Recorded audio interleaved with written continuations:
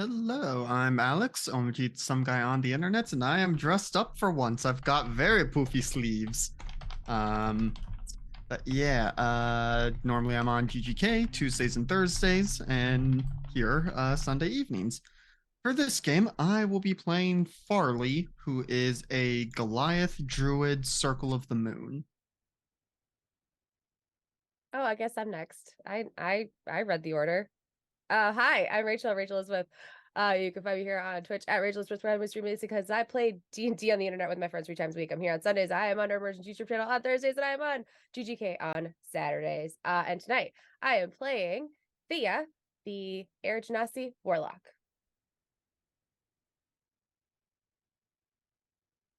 Hi, I'm LB Hackham. I was gonna fix my camera, and I'm here on Sundays and Fridays. We've been playing through Resident Evil 4 Remake, and yeah, well, you'll see me next on Indoors channel on Monday night. Not this week. Fuck next.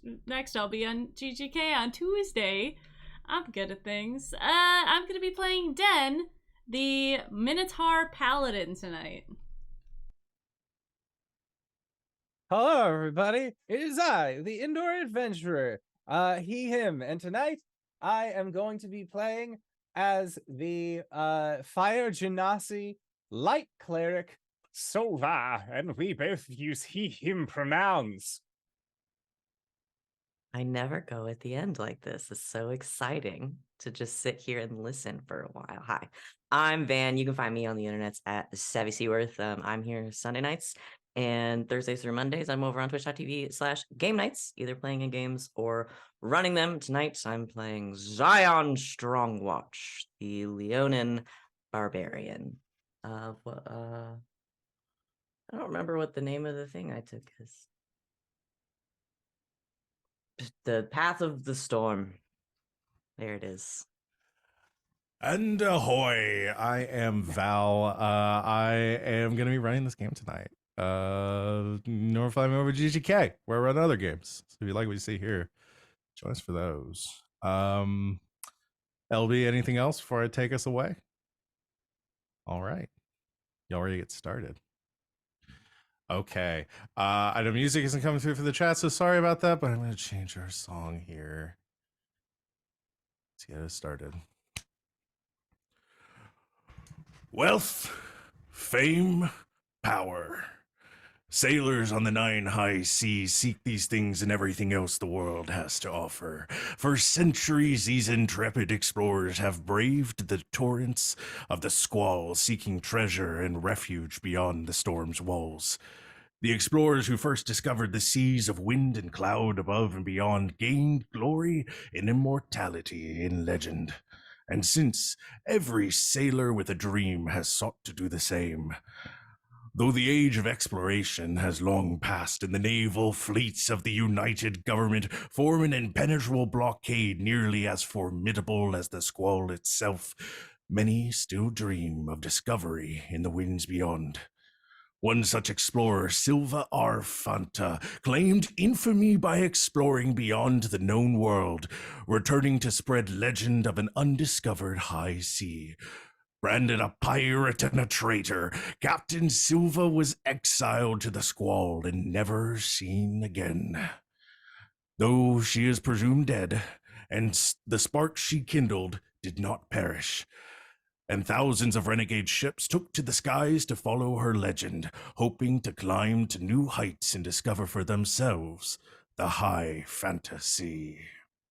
And that's where we're going to start our adventure here for tonight. Welcome, everybody. I'm actually going to take us down a bit from that music.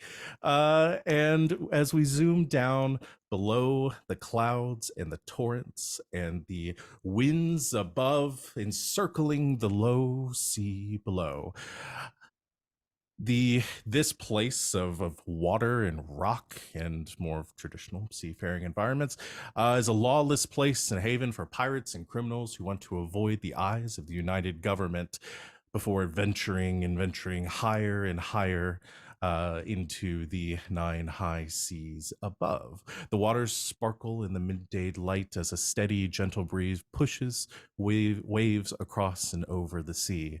as the crew of the Thrill Seeker sit idly aboard the deck of their living ship, floating in the water of the low sea, and the branches of a massive tree growing out of the hull itself sway and rustle gently above. I do want to just like real quick get a little snapshot of kind of all of our characters here.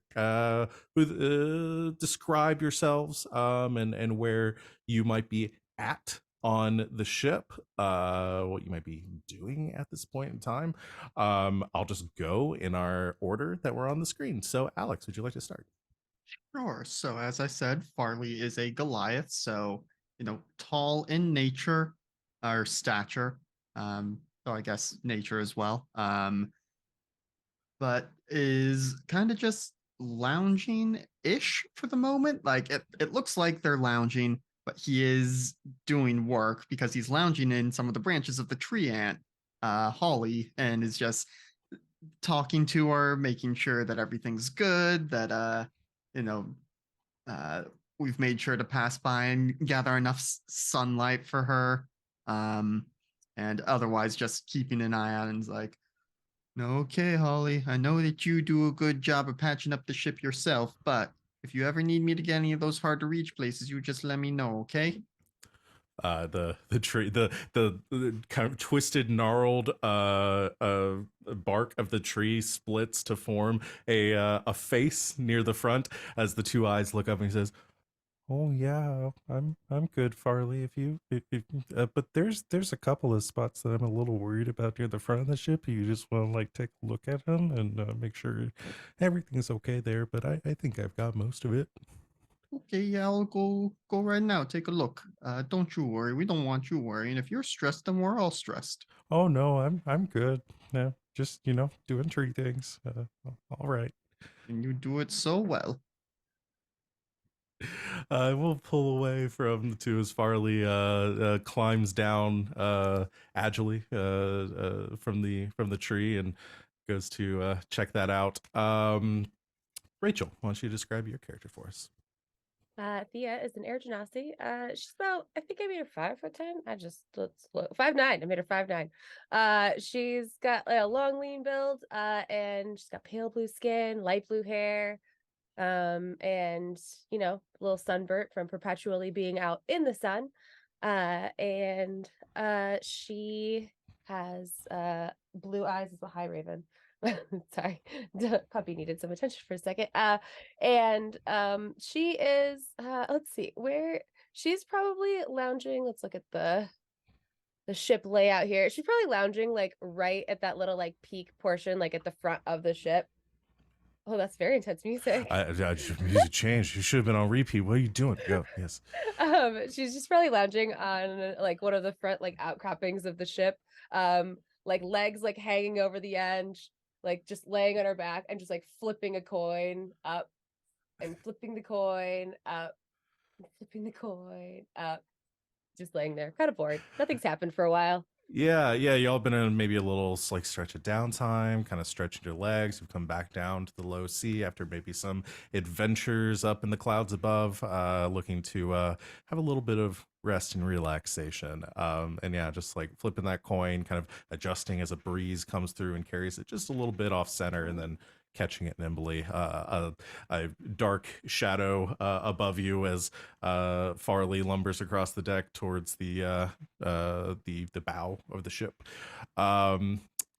Let's move on. Thank you, Rachel. LB, why don't you tell us about your character? Yeah, Den is about 6'5", a very broadly shouldered female minotaur.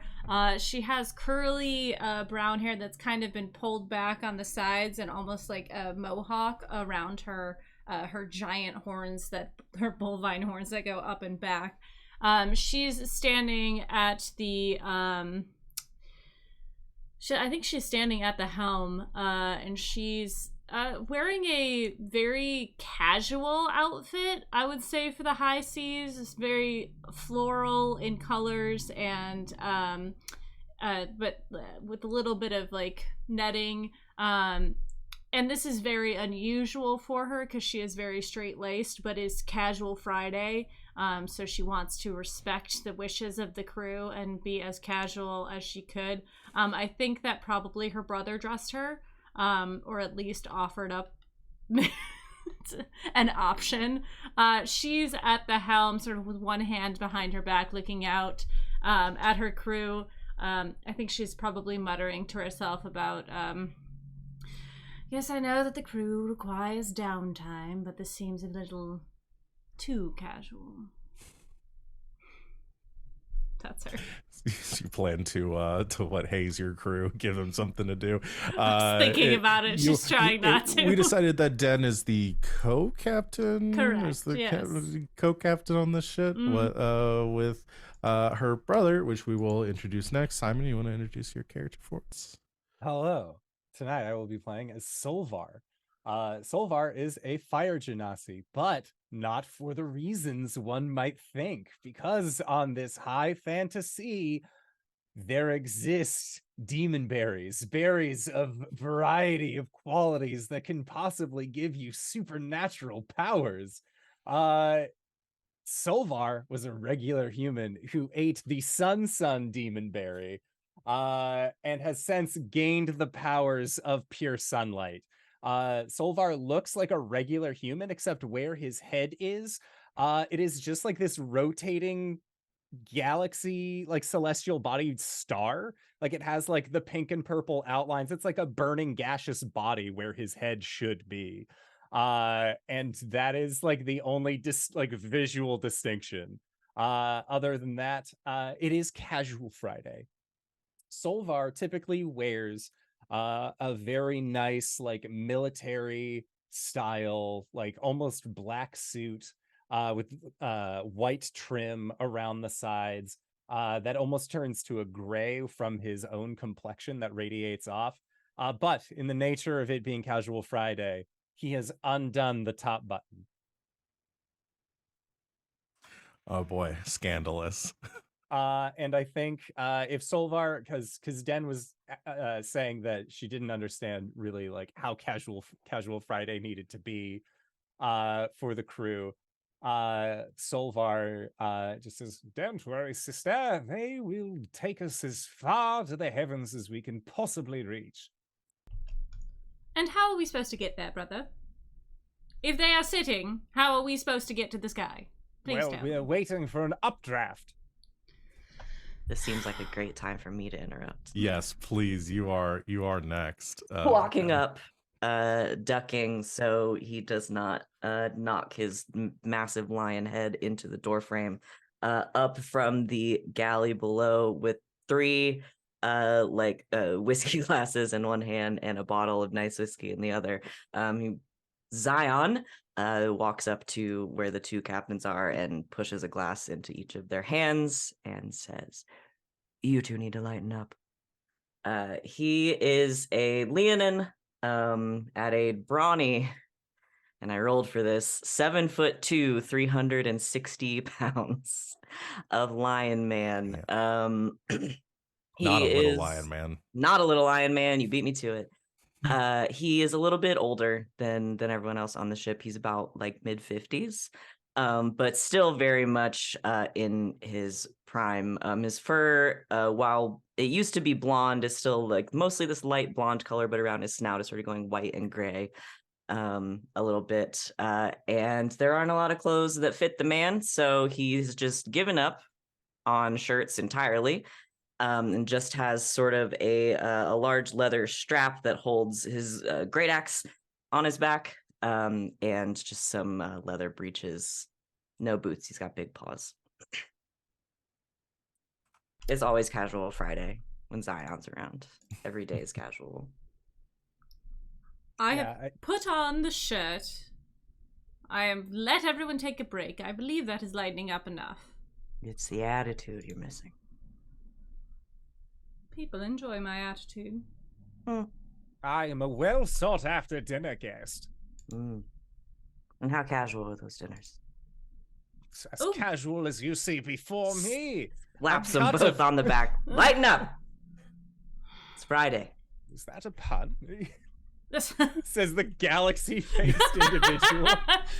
No eyeballs, just turns. Too kind of early fun. for this, Star-Lord.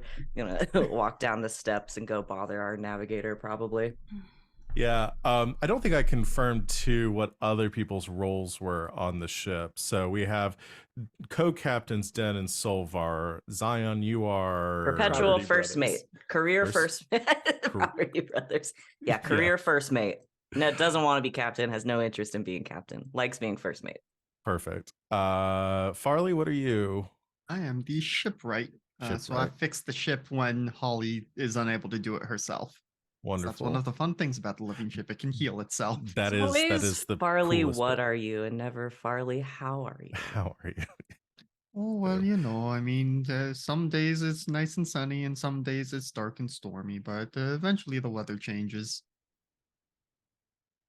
Just wanted to hear what Farley had to say. And Thea, you are the navigator. Am I correct in that? I mean, pirate at heart. Yeah. But first time navigator. Yeah. Zion's always bothering Thea. Make sure Lifetime she keeps her pirate. brains sharp. Gotta Just try to stay go sharp. straight. Just try to go straight. Yes. Well, before we get into anything else, Thea, you're in the best position for this, I think. Make me a perception check.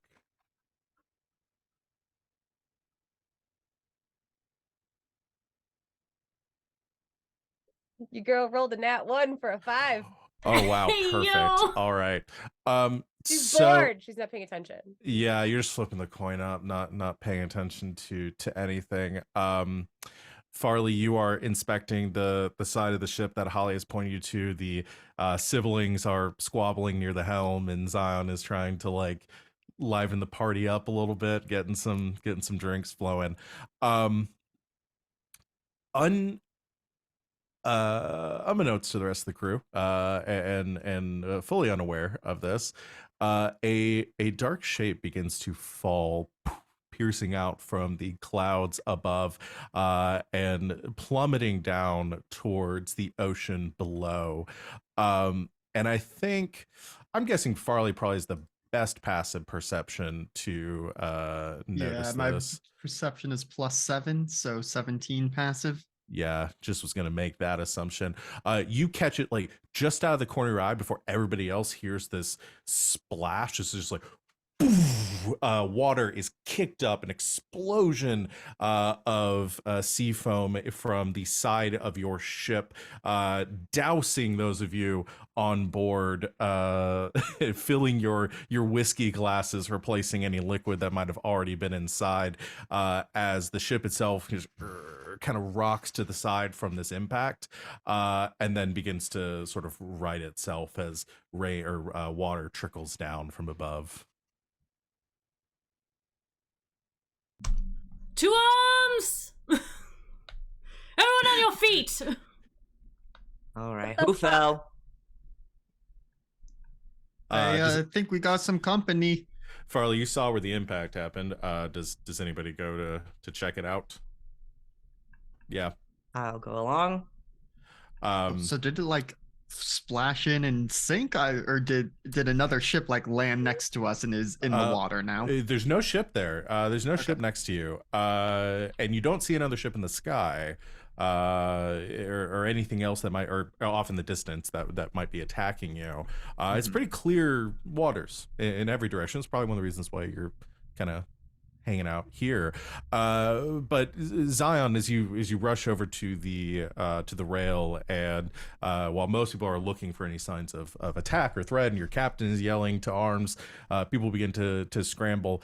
You look over the side of the ship, and you actually do see a rather large object in the water next to you, floating on the surface of the water, looking pretty roughed up.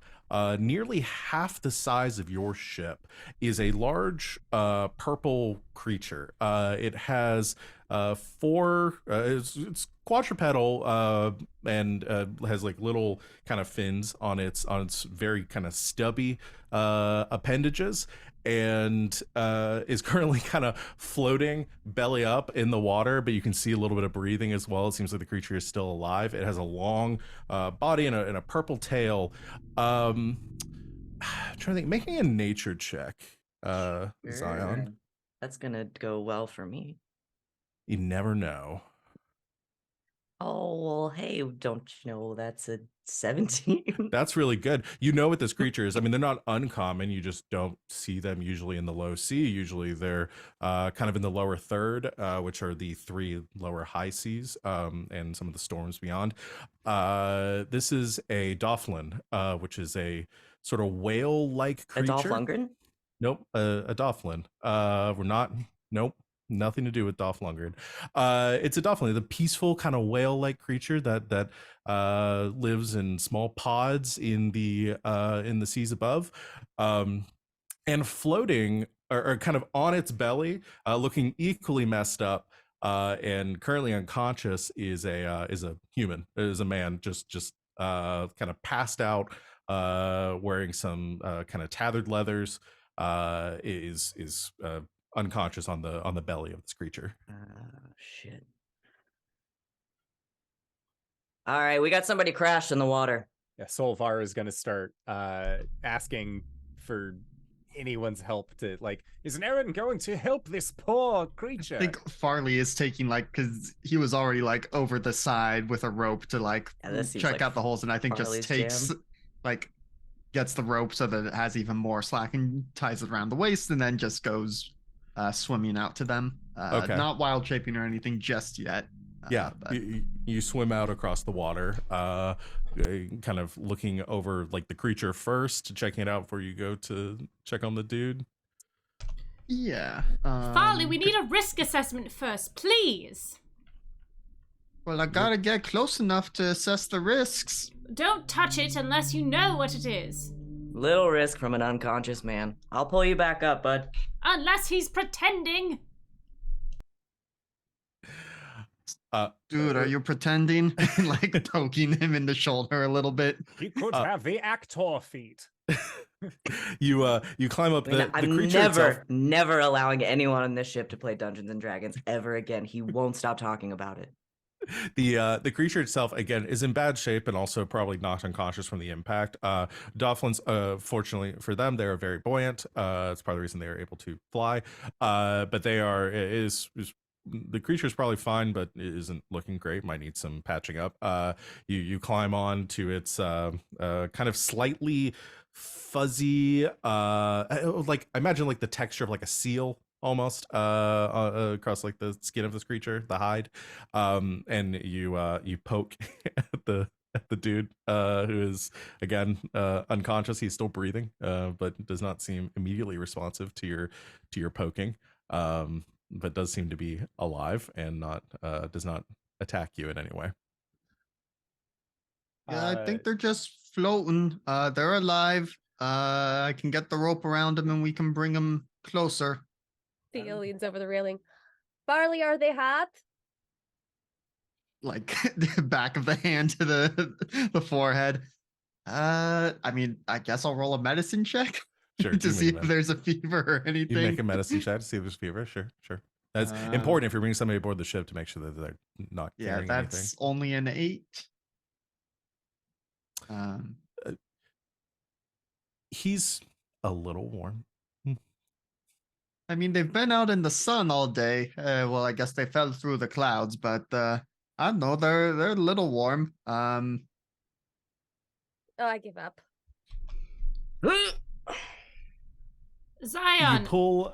Oh, sorry. Lash the creature to the ship. Bring him aboard and tie him up. Aye, Captain.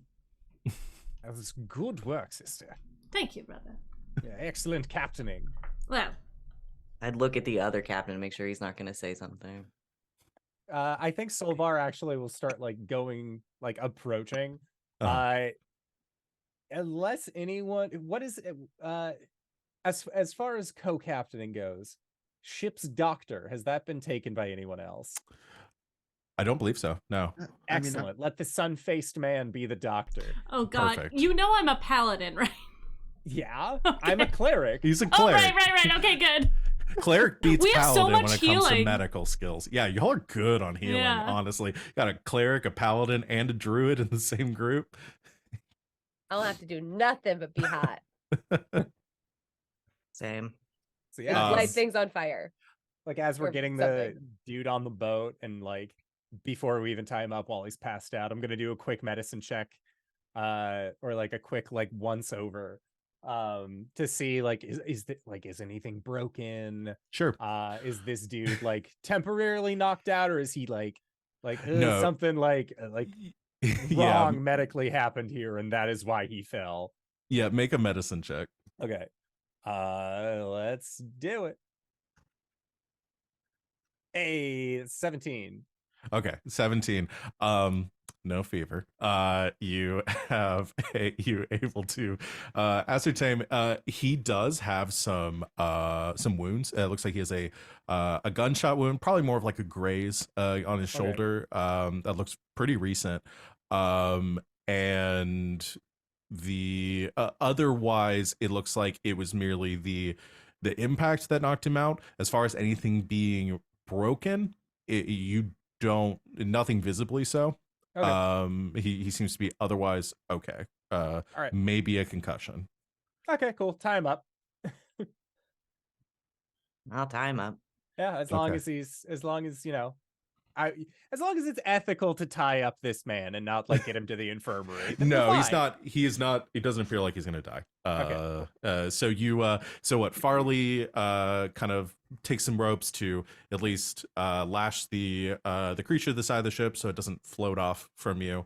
And Solvar ties up this man. You get a better look at him. He is again, like I said, human. Has sort of mid-length red hair that is very like windblown and tossed around and a little bit damp from the water. Is wearing a green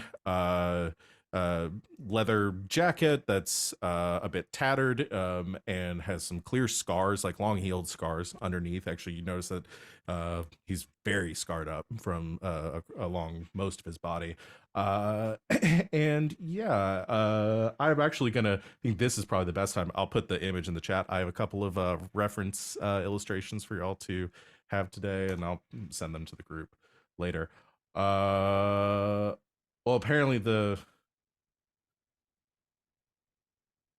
apparently your bot deemed the image I was putting in as explicit, LB, and won't allow me to put it in the Discord. Why you drawing naked people? I didn't. You know that I have nothing to do with that.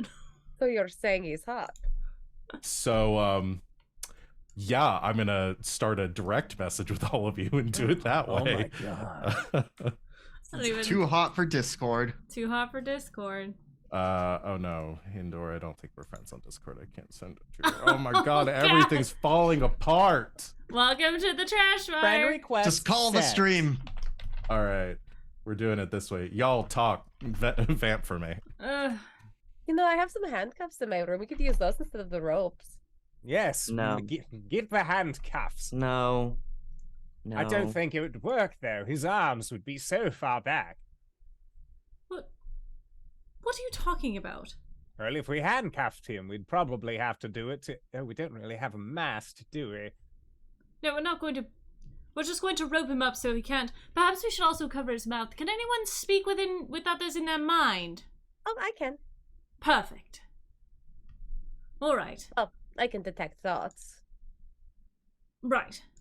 Well, we I must think. first Yeah. analyze to see if he is aggressive in nature, and then we shall see if he is in need of assistance. Sorry, I can also telepathically speak with any creature I can see within 30 feet. There you Ask go. the fish. Ask the thing. Oh, yes. Is the creature... is it alive?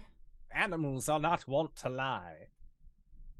I mean, any animal's as likely to lie as a person. If you find any of them sketchy ones, but well, actually, no. I suppose people tend to be worse than animals and have more reason to lie. But all that to say, the dolphin may be a liar, might not be. I could speak to it if we want.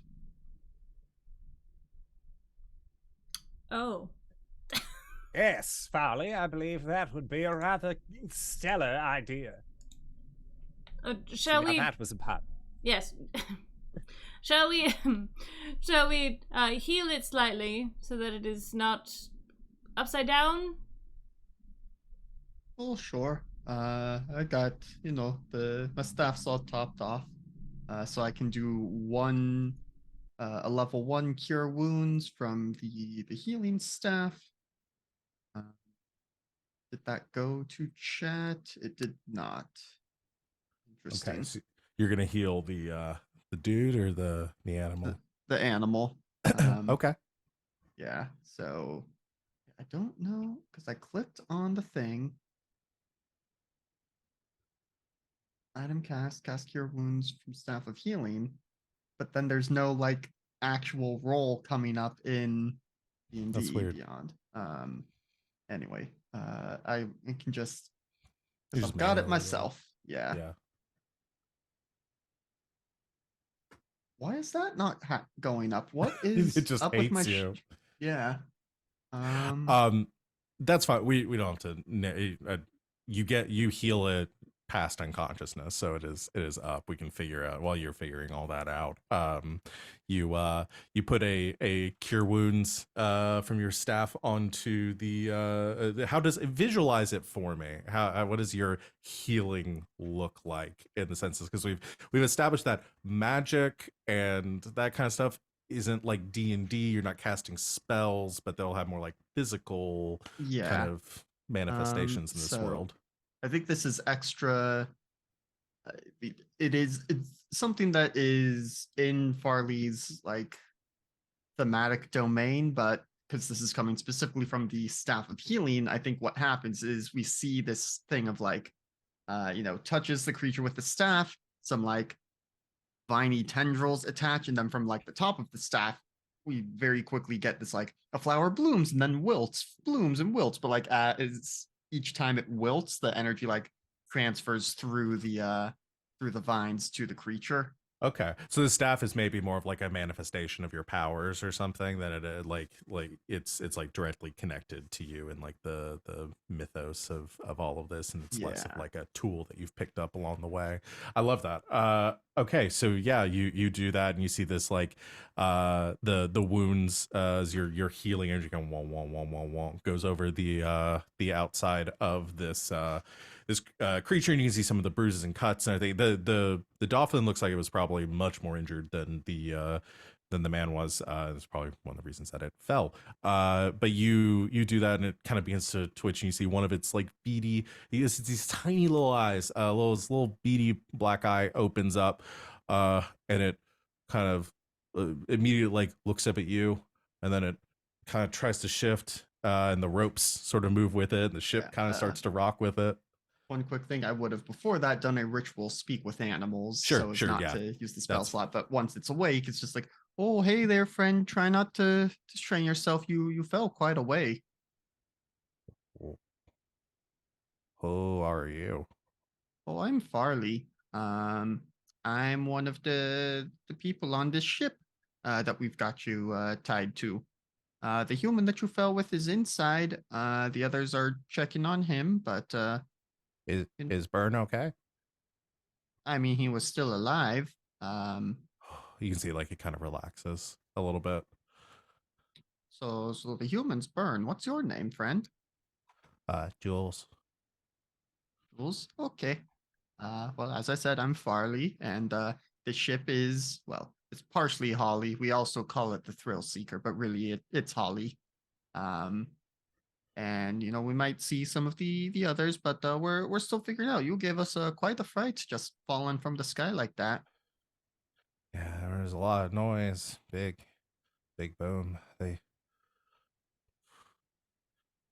took my family.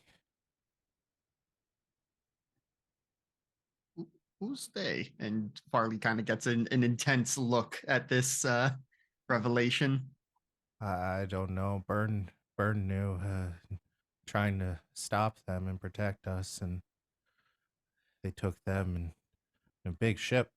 Uh, Grabbed him and took him away. And Burn and I tried to run, and we fell.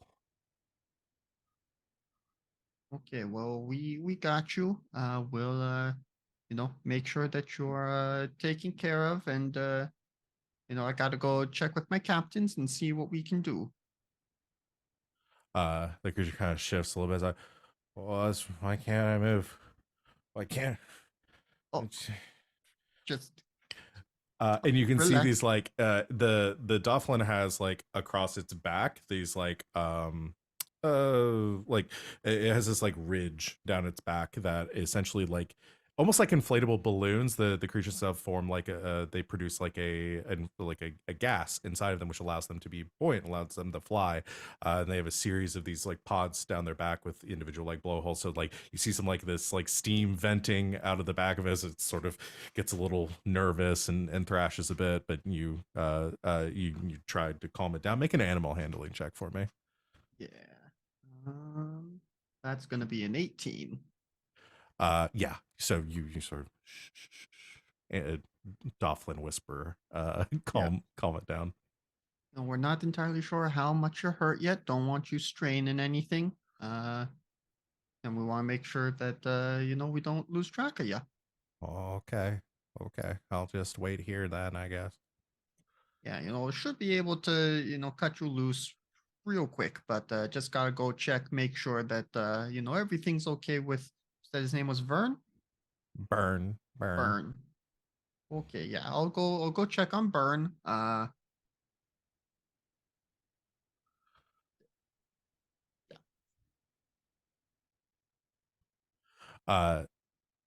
So while Farley goes to do that, what is everybody else getting up to? I'm gonna try to wake this guy up. Okay. Y'all give some healing or just slap him awake. I'm gonna slap invade him his awake mind. unless someone. Yeah, Thea, you're doing a little mind reading as well. She can telepathically speak to any creature you can see within 30 feet of you if it understands at least one language. Okay. So before Zion slaps him awake, she's gonna be like, hold on, let's try to do this a little bit more gently. She's gonna like be in his head like, hello, wake up. You're having a wonderful dream.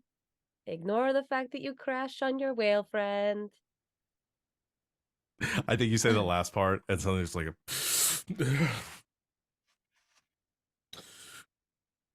Hey, buddy. Welcome back to the world of the living. Well done. Don't worry, friend. You're in good hands. Well, very painful hands if you attempt anything. Yes, good one. Thank you. All right, Is let's this not good all cop, scare the bad fella at once. Where am I? On a ship and not drowning in the middle of the sea. You're welcome. Your Thank whale you. friend is fine. Jules is okay. Yes. That they are. Our best man is on the case. You see, like, Hey. visibly just sort of like relaxes a bit in the ropes, then realizes he's tied up. And why am I tied up? Oh no. Listen, I don't have anything for you to take that's of any value. I just promise. Hazard of the job, buddy. We don't know you, so Fair. you're gonna talk to my friend here, and You gesture over, looks up at you, says, "Well, hello." not like that, Oh, or I'll strangle you. all right. Now, if she wants to, afterwards. Hmm. If it's consensual. You're making a lot of assumptions about that relationship, and we just met. Right. It's what they call a meet cute. So I've Oh, heard. right. When we're done here, we're gonna have another talk about undermining each other. A handsome man fell from the sky. Yes. And you all are And all. she will be able to tell if you're lying and what's going on in your head. So Oh yes, no, yeah. Why don't Well, you ask the questions, Captain or Captain, and I'll just sit here and listen. Right. Farley, Yeah. what have you surmised? Farley probably enters into this room for now. Oh well, Jules is okay. Very concerned about his friend Burn here. Well, yeah, I've got to remember I'm a very high wisdom character, even though I've got a -1 int. Let's hear what Burn says about the adventures before I share what Jules said. Right? What brought you here? Gravity. And before that? Gunshots. From who? Right. What party? The Cyclone Pirates, a small crew. I doubt you've probably heard of them, but Pirates. Calm down. yes, Cyclone Crew, of course. Maybe I know one of them. maybe. I hope not. It's. Well, you know, we all have a past. I'm a conservationist. I travel with taking care of creatures, making sure they're not poached into extinction, and I was traveling with a pod of dolphins, including Jules there, and they were attacked, and the pirates came out of nowhere, and they captured the dolphins with some nets, and they started trying to take them away, and I tried to rescue them, and then gunshots, cannon fire, falling. Right. That's Just to about be what clear- Jules said. That's not the kind of pirate I was. Right, of course. Yes. So, you're a conservationist. Do you have any means of getting or tracking these creatures? Yes, I do. The tracking the creatures on their own.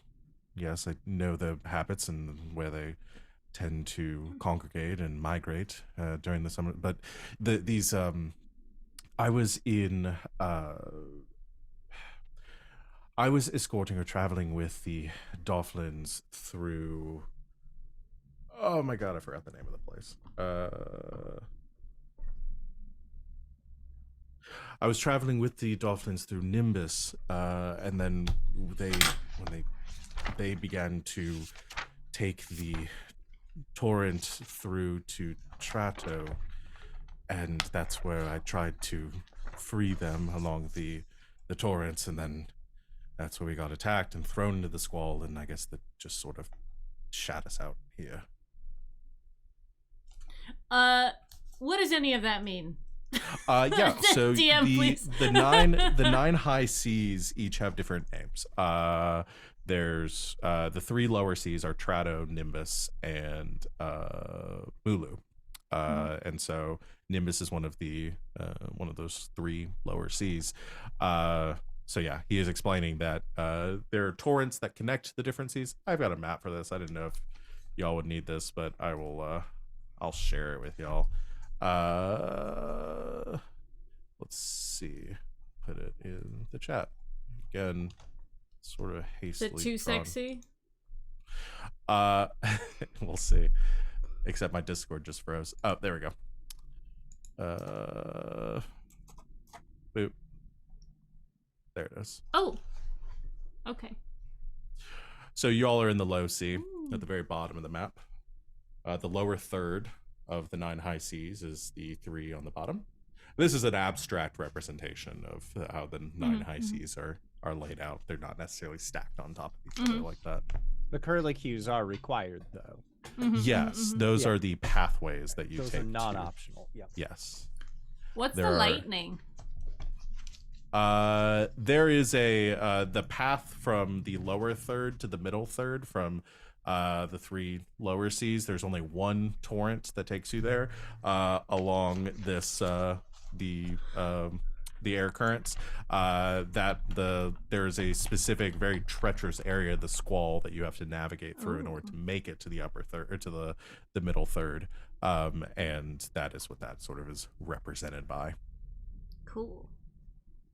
That is not something that y'all will need to worry about for today. The Nimbus, though, is where he was at, and then was tracking the pirates back to Trato, another one of the high seas, where they were seeming to take the dolphins. And that's the one on the bottom left? Bottom left, yes. Okay. I see. I've heard enough. Let's rescue some dolphins. And that wouldn't. Really? That I'm bored. She does not speak for the crew. Right. No, I speak for myself. I would very much appreciate your help. I'm doing this mostly on my own. If you could help me in rescuing them, I don't have much in the way of money, but you'd have my respect. Well, maybe the pirates have things we can steal. I have I a mean, question. take. I'm I sure mean- they do. They definitely loads of Acquire? gold. I have a question Legally? for you. Yes. You said that you've been following these creatures all throughout their habitats and travel patterns and whatnot, and will you? What I would like to know: have these creatures ever exhibited behavior where they seem to have gone off the map, as it Oh. were? Traveling through the squall, you mean? Yes. Not typically. They're not aggressive creatures or even really that good at flying. Honestly, they're very docile, very peaceful. They need calm winds and to sort of. No. Okay. No, you won't get us the 10th sea, will you? Brother. No. No. Sort of like, it's whatever, I don't care about this man anymore. Like, Well, we are a ship, and it is Casual Friday. I suppose we could take a vote to see if we shall traverse willy-nilly to fight pirates to free these adorable helpless creatures and help this looks to Rachel, attractive person. Oh yes, very. Oh right, yes. So all in favor of staying the course and letting them have one meal and then sending them on their way. I Please, Oh. please, I'm so bored. Wait, now hold on. No, Wasn't wait. that the vote to say like we're getting rid of them and not Yes. helping them? Yes. Yes. Thea, you That have is to what pay that attention vote to is the for. whole I'm so sentence before sorry. you vote. Hold on. Common is Okay, hold in on. Thea I'm says, listening. Thea I'm goes to listening. say I, and I just grab her hand, I put it down. That's It's like that's not what you. That's not what you want. I know you weren't listening. That's not what you want. All right. All in favor of going on this this adventure to save the helpless creatures from pirates. Oh no. Oh, yeah. Yes. Hi. Yes. I. Burn tied up just raises a hand underneath the ropes. Just, me too. Yes. In honor of Casual Shirt Friday, it has been decided, and she like smacks her hand on something. Wait, It's only casual It's now shirts, though. changed from casual Friday to casual shirt. You still have to wear Again, nice slacks. I still Again. don't understand. We're Do going I to not have to wear have pants a, on Fridays? we're going to have another conversation about contradicting yourself. I hate casual Friday. I also hate Casual Friday. No we were pants out on of it. Fridays. All right. Does that That's all I needed to hear. does that mean I do not have to be tied up anymore? No, free him, let him go. Yes. And On The his crew's decided. what was the creature's name? Jules. Fools. Jules. Yes, Jules. As long as Jules doesn't make a mess on the deck. Can Jules even fit on the deck? Oh If no. they do, you're playing it. Imagine Jules will want to swim alongside. Jules will travel. Well, keep your pet in line. All right. All right, Burn. I'll help him up. Anything broken? Takes your hand. I'm a bit sore, but nothing that won't. I'll be fine. All right, my man. Welcome aboard. Let's get you something to drink. Not Good too start. much. All hands to your stations. And at your captain's command, you head to your stations aboard the ship. The sails, which are more like wings on the side of the ship, sort of pop outwards, catching the breeze. As does Den take the helm for now, or is this Thea taking it for now? I don't know who's driving the ship for at this moment. I think several Navigator. of us can drive, so Yeah, it's whatever. The tree can also do it themselves. Yeah. Yeah. I think I'm doing the Tesla thing where I'm standing. Den is standing at the wheel, just it like has a hand on it. just so that there is the weight on it, so the car doesn't like, hey, there's got to be someone behind the wheel, sort of thing. Yeah. But before we launch off, let's do a redemption of a Megathwarp. Does everyone have their fans? Oh my god, yes. What is that? What is happening? This is Indoor's first Thwarp. Do you have a fan or something fan-like? I have a medical bill. That'll do. As long as you don't dox yourself with it. Right? I'm showing the blank side. Van, have you still not found yours? I don't know where I put mine, but I have a lot of attitude to contribute. All right. We're gonna end in 3, 2, 1. Hey.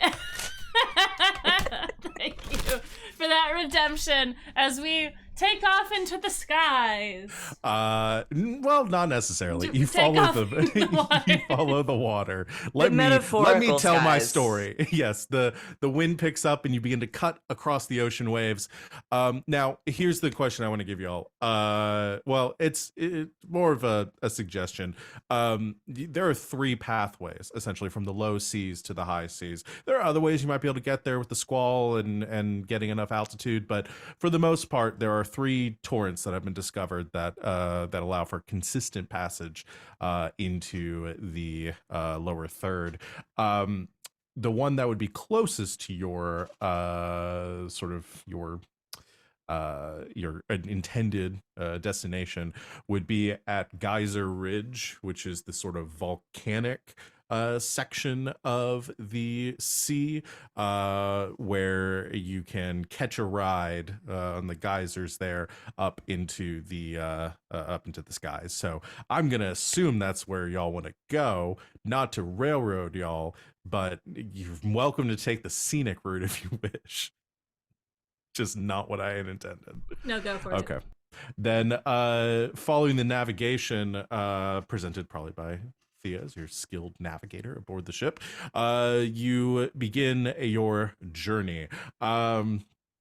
You find, I'm actually going to get us some seafaring music. Going. Before the Speak with Animals wore off, Farley would have asked Jewel if there's like a good way for them to track their own family, or like once we get closer, are they going to be able to do anything like that, or is it just going to be we're looking for the pirates? Burns got that mostly covered. So Burn can do that. Jules is a simple creature.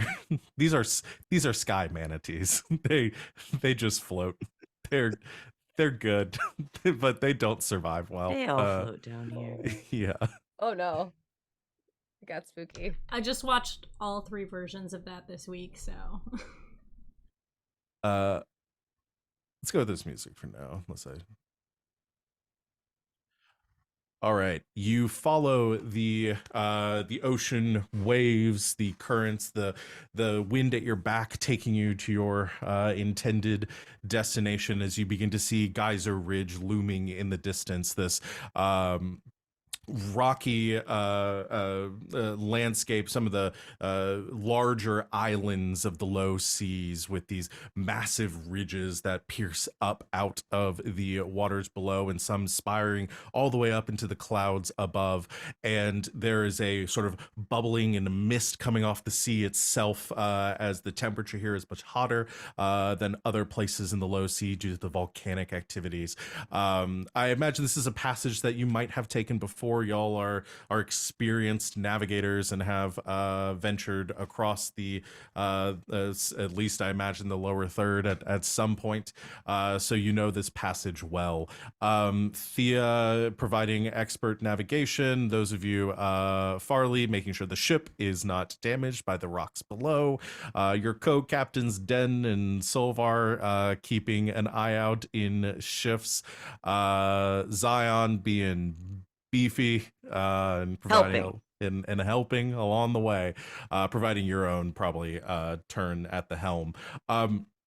You follow the twisting and almost labyrinthian layout of Geyser Ridge, and you begin to actually head towards this mountainscape ahead of you, this almost like volcano ahead, which this these fumes and fog is just boiling off of.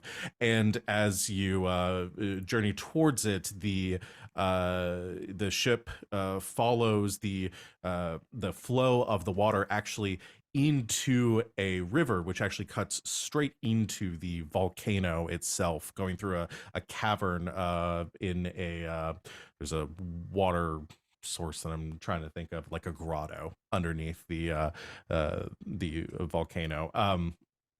And as you head into this geyser, this caldera itself filled with water, bubbling and boiling, and little geysers shooting up in different directions, you furl or bring in the sails as you begin to list towards the center of the structure, and you begin the process that you've might have done before of waiting, everyone staying kind of tense on the deck, holding on to the rigging, bracing themselves for what you know is going to come next. And you all begin to hear this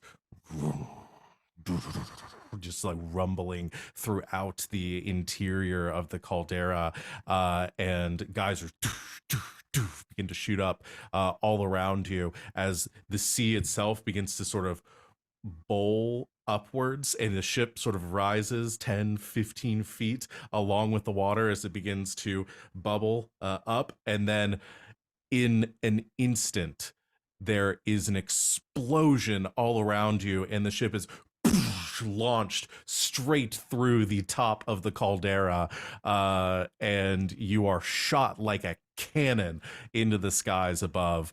Wind From the whipping top at deck, you. there's just a big whoa. He goes, Wind. "This is my favorite part." Just like arms out, like. Yeah. I imagine some of you holding onto the helm, some of you arms in the rigging, some of you like leaning off the side of the ship. Ben and Solvar are doing the Scooby and Shaggy, like, oh!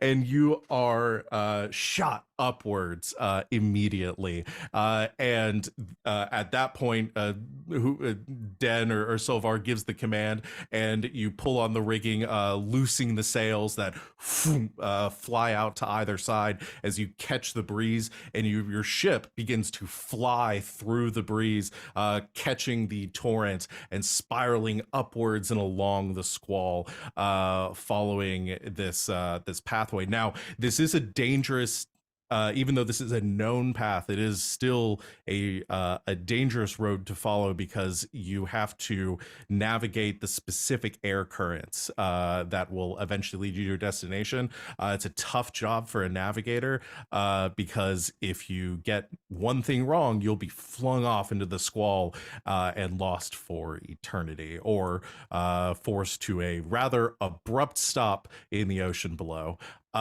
So I would like pressure. I would like our navigator to make a check here, navigation check, and I would like everyone else to roll for perception. I would also like to use a guidance on our navigator to give you an extra D4 when You are roll. free to do that if you all have any spells you want to do to try to help with this. But this will be I want to give you an intelligence. Womp, womp, womp, womp. The sun sees all. Natural 20. Oh, What am I That's a rolling dirty for? 20 here. So yeah, hold on, perception checks out. That's very good. Natural 20. So I think we'll do you're proficient in navigation tools, correct? Did Yes. we do that before? Yeah. And what do you think? I'm thinking more of like either wisdom or intelligence. Either one I think kind of works for me. Kind of different Here. different strokes for different folks. Both the same modifier, Okay. which is +1. Okay. So I got out real dice because I don't trust D&D Beyond. Well, it's okay. Well, it's 16. That's really good. Yeah, that was very good. Better than I thought it was gonna be. I was a little worried. Again, these are familiar. The DC is a little bit lower than this than if you were traveling unfamiliar currents. But I think probably at this point, like maybe Thea takes the helm, being the person who knows these currents the best out of the group, being her job. And as the ship kind of rocks, it almost forms like a tunnel around you of these wind currents that you are now soaring through. So I had a natural 20 from Silver, total of, I imagine, a million. 23. Yeah, okay, 23. What everybody else have? I also rolled a 23. 23, 17. 17, And a dirty 20. dirty 20. Wow, there's some good rolls, y'all. Was I supposed to roll one or no? No, because you're focusing Okay, on good. navigating right Sounds now. good. Yeah. While Thea's focused on that, you're all keeping an eye out, because you know that despite how often these currents are traveled, they're not always safe. And in fact, with 23s, those of you, and I think the others notice very shortly thereafter, you begin to see something moving in the air beyond, something following the same currents that you are, something large, sort of come closer through the squall where you can almost make out a shape before it disappears somewhere else in the air below. But you're getting the impression that you may have drawn some creature's attention during your travel here. What do you do?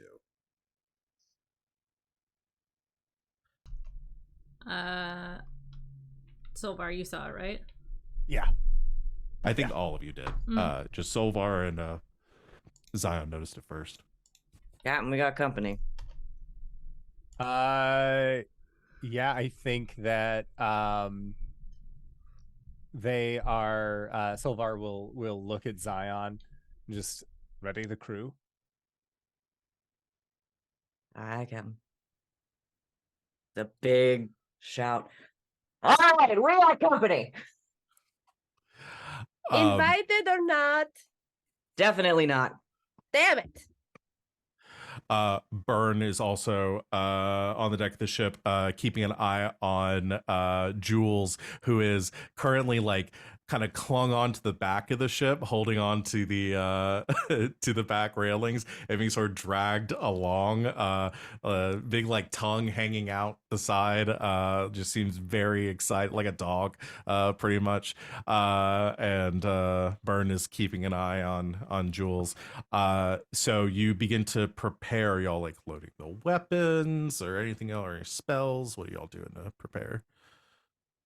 So if we have time to prepare, You do, because you noticed this. Sick. I am going to hey, I'm gonna bring in a Guardian of Faith. That is a good idea. Yeah. A large guardian spirit appears and hovers for the duration in an unoccupied space of my choice that I can see within range.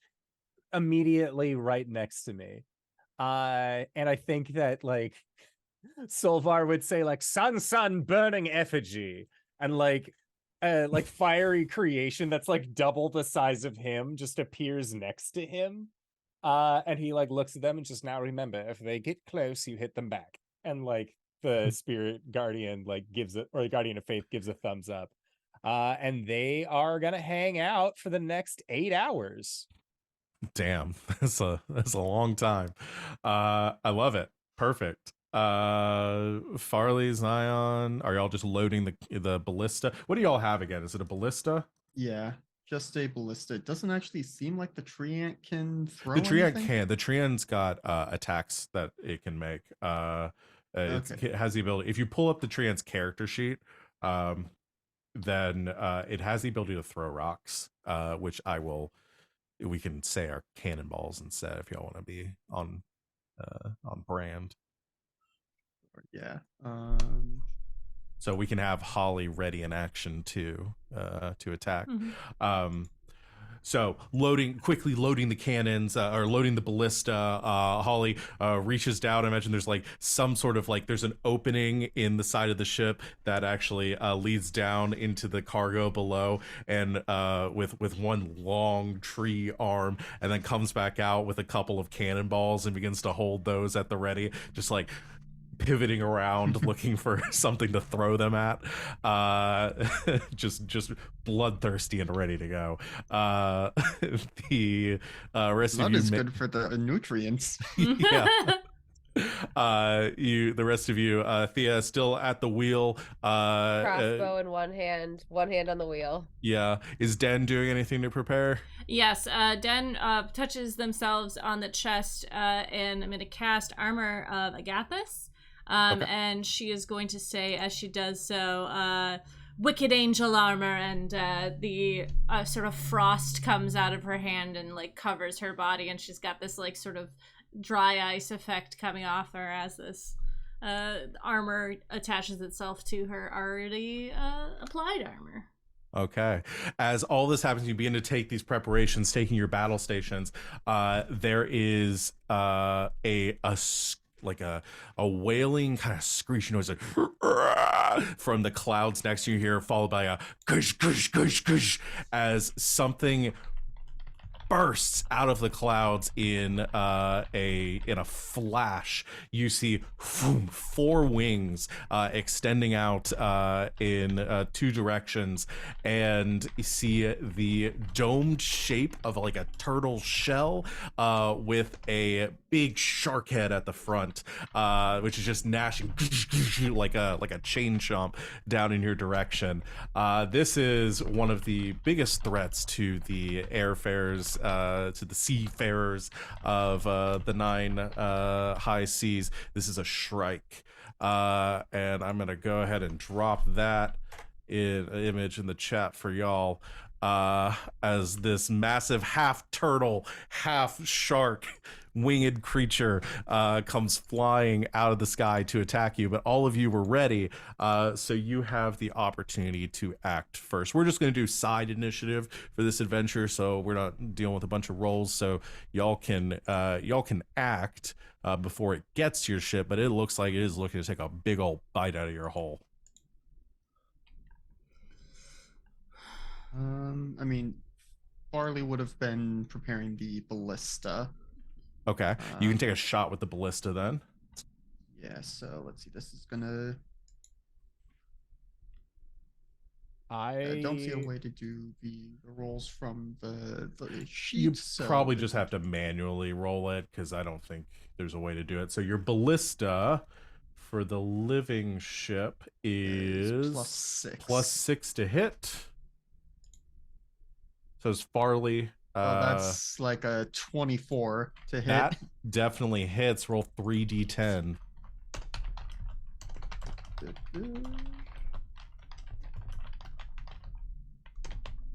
18. 18. I got a 1 and a 10 and a 7. 18 points of damage to the shrike as it lunges out.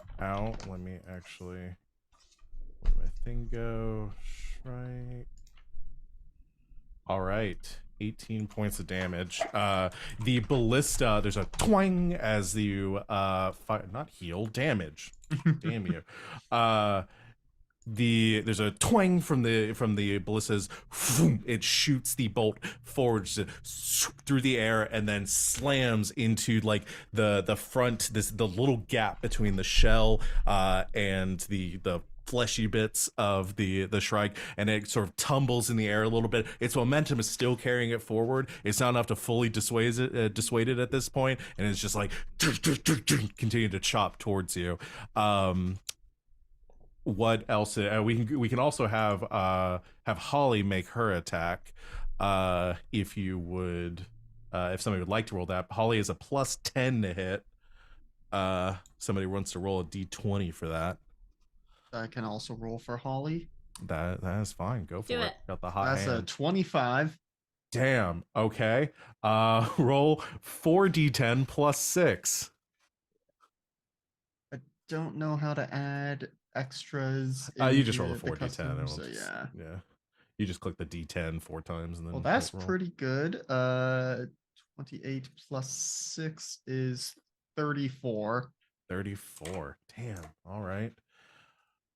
That really fucked that shrike up. As Holly just like whines back, it's like, "Oh, don't worry, I've got this, everyone," and boom, throws the cannonball forward, and it hits the shell, but even the just the heavy throw from Holly just cracks the shell inward as the cannonball pierces into it, and the Shrike begins to just like begin to spin through the air like a corkscrew.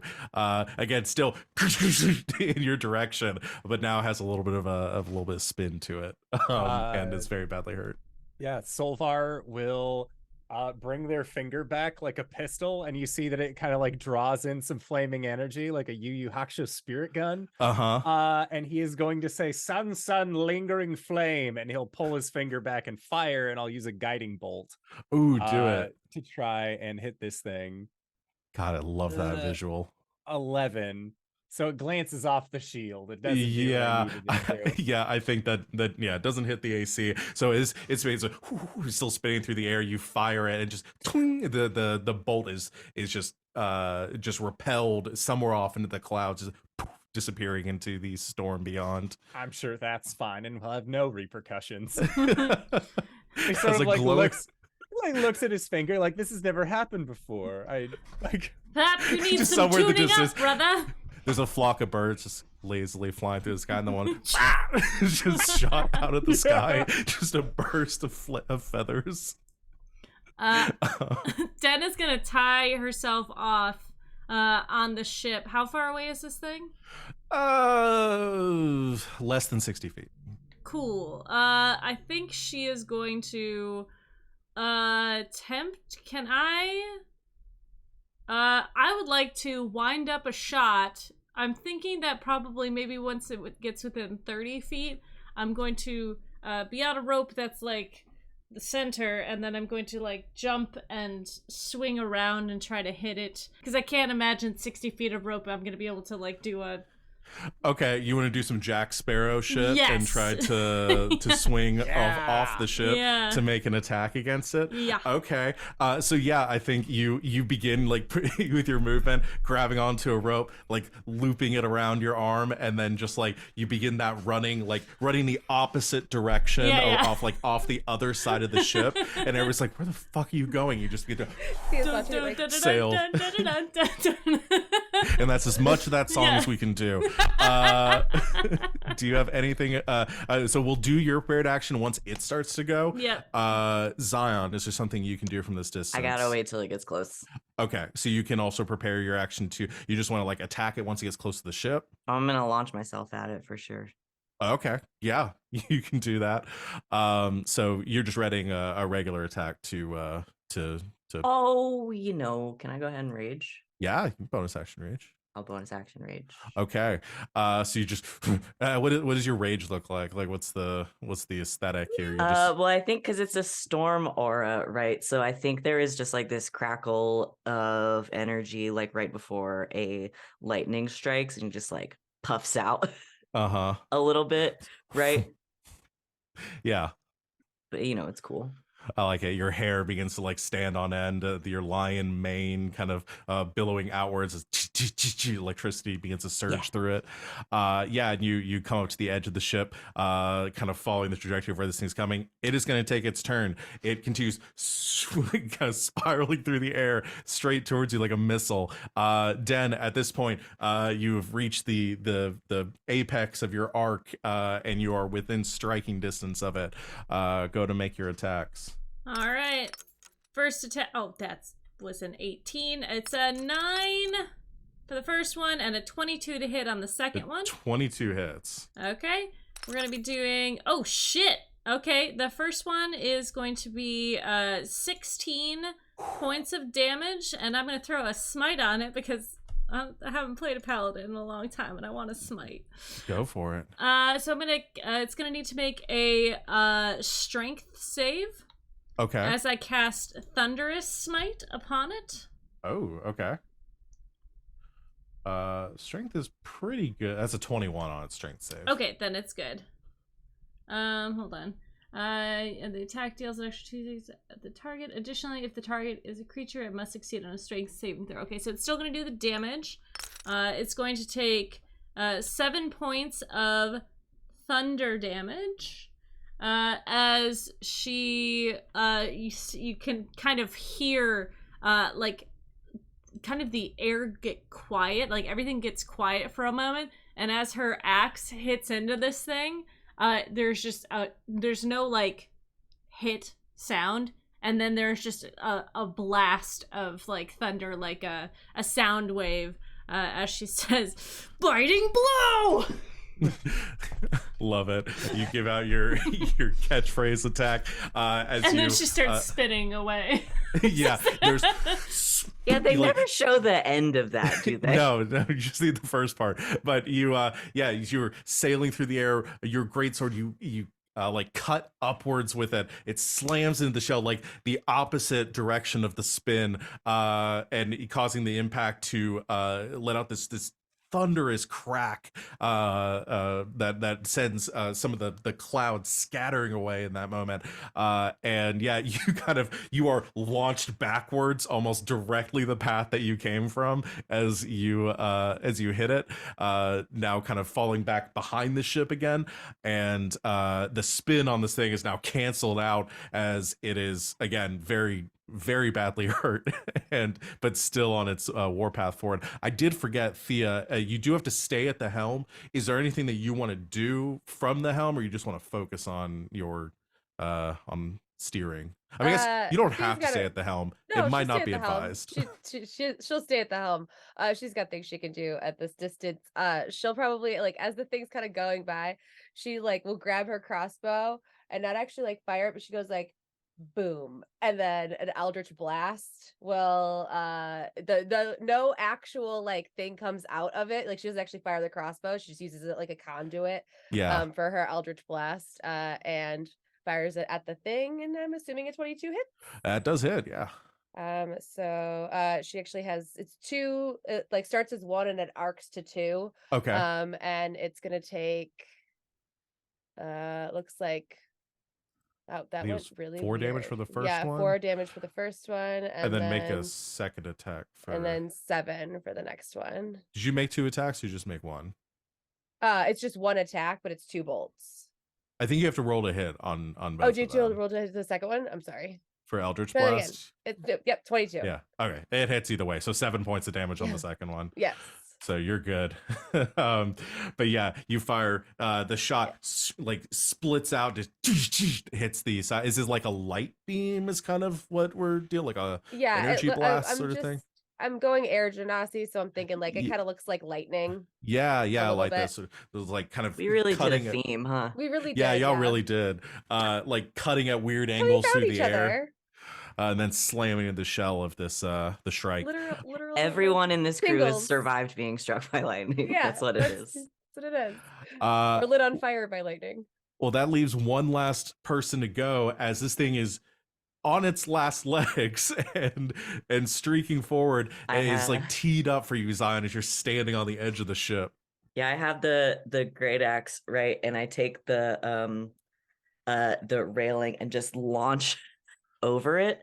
And as I rage, so that activates my storm aura, so it actually has to make a dexterity saving throw first. Okay. Gonna die before you even hit it. It doesn't do that much damage, but that would be really funny. 14 minus 1 is 13. That is a failure. So it takes 2d6 lightning damage as a bolt of lightning comes. Wow, that's 11 actually. Damn. Lightning damage as a bolt of lightning like arcs off of Zion and through the great axe, and sort of hits this thing probably square in the face. Yeah, your lightning bolt just shoots forward, blasting into I'm literally riding the lightning, like the frenzied eyes of this thing now sparking with electricity as the arc travels through its body. And as you are about to land on it, you want to make your attacks too? Yeah, I'm gonna attack reckless. Go for it. This feels reckless to me. So the first attack is a is it 28? Yeah. And the second one is a natural 20. Yeah, both those hit. Okie dokie, boys. Also, speaking of There we reckless, go. did Zion tie himself off, or did he just No. No, of course not. No. He would never. I'll get back on. That's gonna make this fun. 12, 19, 26. 42. Holy shit. That's Yeah. with the rage damage and the crit. Yeah, 42. You take your It's a sword. magical great axe. Yeah, you take your great axe. Oh, not sword, great axe. You take your great axe and slam it straight down onto the top of this thing's head. Just burying it 2 feet into the skull of this Shrike. And it is. I'm just seeing LB mouthing, "I'm so sorry." I finally got Spotify up and I hit to like listen to it with you guys, Oh, and it it was was very loud. full blast. Sorry. Pirates. Surprise! Uh, So pirates. sorry, Raven. The It was an axe- intense moment. the axe slams in, the body going limp but still having that forward momentum, crashes into the side of the ship, full on dead weight, that the whole thing slamming aside, sending everyone sort of rocking. I need everyone to make a dexterity saving throw, including Zion, for a different reason. As Zion, you are launched across. Zion is traveling horizontally across the deck of the ship. If I am first mate, I can do this bullshit. And you need to try to catch on to something, or else you're going to keep going. Do I have to do it because I'm tied to the ship? You're okay. You're okay. Can I roll something to try to catch Zion? So they don't... If Zion misses, then you're Zion you misses, might be, I can fix it. you might be one of the last rays of hope as you're coming around the other side. So let's get those rolls. So It's a 12 for Farley. okay, you're knocked prone. You're not thrown off the ship, but you sort of hit the deck as the ship rocks to the side. 15. Solvar, you're good. You stay on your feet. As the ship sways, kind of preparing for the impact, maybe holding on to one of the railings. You are My burning you're good. effigy, like, keeps He me just- like, it's okay. It's okay, but just hold on there. Thea, what'd you get? I got a 13, Okay. but I was holding on to the thing still, so you are knocked prone. Yeah, you lose your hold on the helm, and the wheel begins to like begins to spin as you go kind of Scrambles sliding back a few towards feet it. away. Zion, what did you roll? I need to know if my danger sense. I have advantage on dexterity saving throws against things I can see. I feel like I can see this coming. You kind of saw this coming. Oh, the first You one was really caused bad. it. You caused it, so That one was way better. 19. that is good. The first one was like a 3. or a Zion, 4. It was a you 4. grab onto the rigging as you are just about to go flying over the other side, catching onto the ropes, which sort of bend and pull outwards against your just tremendous weight. But you, they do not. There's some straining, but they don't. Nothing breaks as Den is coming circling around the other side. The body of the Shrike, after hitting the side of the ship, goes tumbling down into the currents below. I just need one other thing in order to wrap up this whole situation. Thea, you're not at the helm. The ship has been knocked off course. Everybody is sort of away from things as you see the ship beginning to list towards the storm wall on the edge of this torrent that you're riding on. I am the only one on my feet, so I am going to rush and grab a hold of the helm. All right, I need you to make a. Are you trained in navigation or ship vehicle proficiency? No. Okay, then I need just Should a I straight. rush up to help? I was gonna say, yeah, I'm like right there. I didn't get knocked too I'm going to far, give Solvar so the it first depends on whether or not- opportunity here yeah, to Okay. make a depends on whether he strength makes saving it. throw. I will guidance myself as I rush on over. You said a strength saving throw or a strength check? Strength check is what I meant. Okay, not saving sounds throw. good. So I'm glad that I am adding that d4 because I have a -1 to strength, which means that it was a 14 plus 1. So 15. So a 15 is what you got. Let me check the DC. Respectable. Put it A down respectable 15. here. Okay, Solvar, you are able to grab the wheel, pulling it as hard as you can to the side, just like yanking the whole thing with both arms as the ship is heading towards that storm wall and begins to creak, and the ship begins to list the other direction. Holly, we need to go straight. We need to go straight. As Holly's like, I'm working on it, and trying to move the ship the best that she can. And between the combined efforts of the two of you, it just barely keeps from hitting the storm wall, pulling to the side. Everyone else righting themselves dead, climbing back on. You kind of come stumbling back down onto the deck of the ship as your full arc finishes, and just as this happens, there's a blinding light ahead of you, and the ship is shot out into the high sea of Trato, and that is where we're gonna take our break. All right. Thank you guys so much for hanging out with us during this. We're gonna go get some water, a snack, maybe a medication if we need to take it. Oh, I know I do. So we'll be back in 5 to 10, so don't go to a place. We'll see you in a bit. Bye.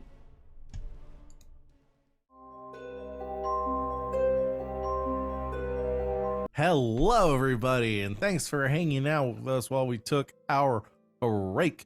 We're just gonna jump right back in to our high seas adventure.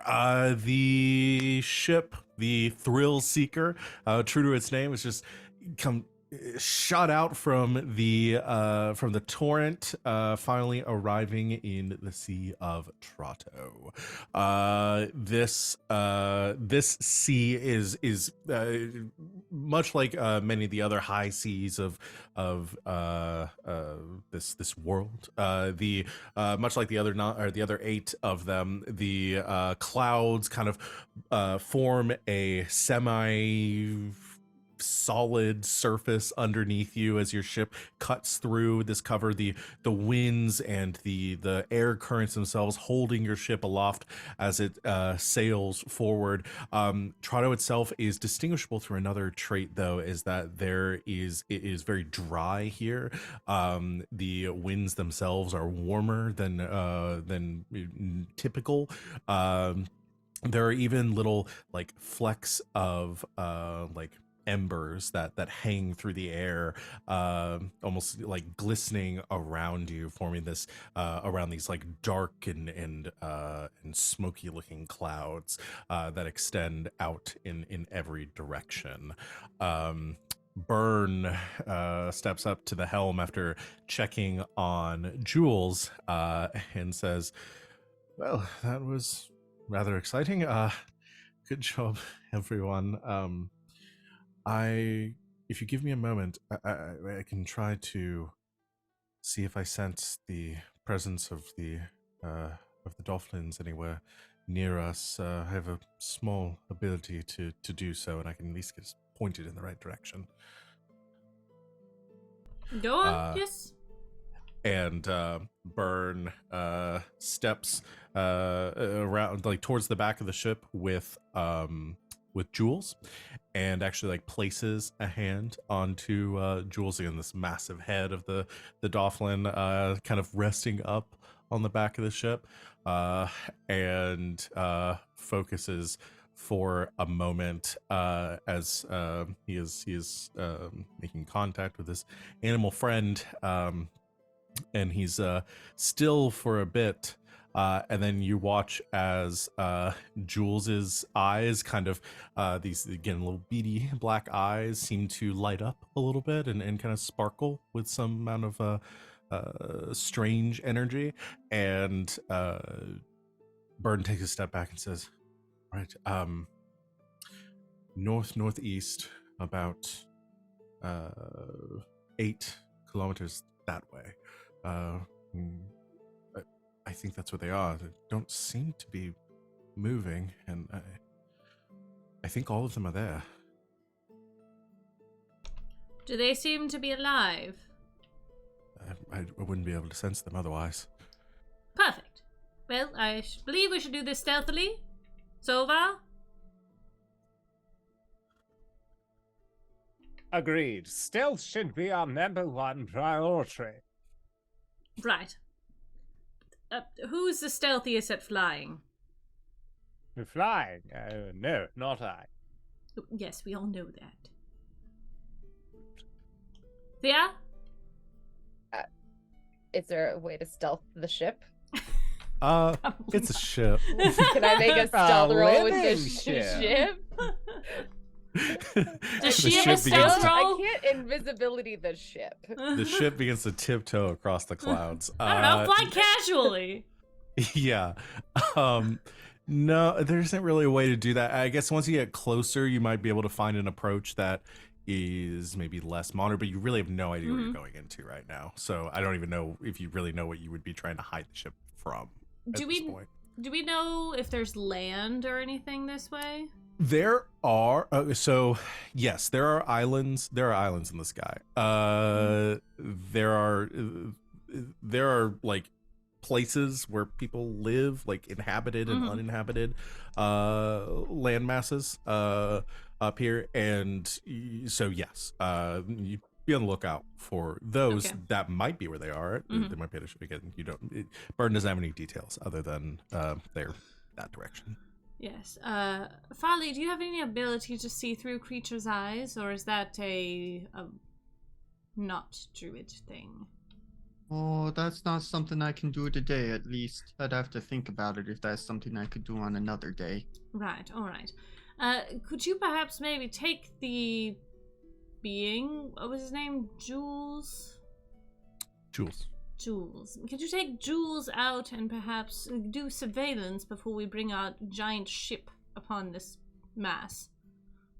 Oh, I mean, I suppose we could do something like that, yeah. 8 kilometers is a very long way to go. We could get a Um, bit closer.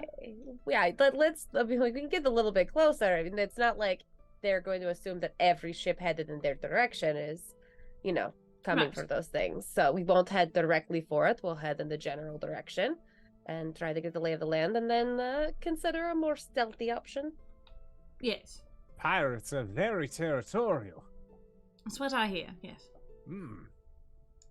Well done. If we go near them, they might think that we are gunning for their ill-begotten dolphin creatures. And then we'll kill them. I like your thinking. The cut of your jib suits you just fine. That's what they tell me. Alright. Set sail! All right. Yes, please do. Holly! No, You Thea, know what Oh. when I please do the take thing, you're Oh. supposed to... Oh, that was Set that was sail! for me. Oh, okay, yeah. I'll bring it that way. And like the ship suddenly starts to move that direction as Holly begins to guide it. Not In really his picked head, up on it. Zion hears, "We really need to have another meeting," but from Thea in her voice. Just gets a little nod. The ship begins to cut forward, and after about a kilometer, maybe 2, you see something in the distance. You see another ship approaching from the opposite direction, heading kind of back the way that you just came from. It is a full galleon, very large pirate ship. Are they flying with- the Reaper flag? Yes, they are. Yeah, Sorry. they yeah, you can see the little red indicator on your map that they're getting closer. Yeah, no, but you do notice from the colors of their flying a black flag, and then the sails themselves have a skull on it with a like a tornado or a cyclone that is encircling the skull on the front of the ship.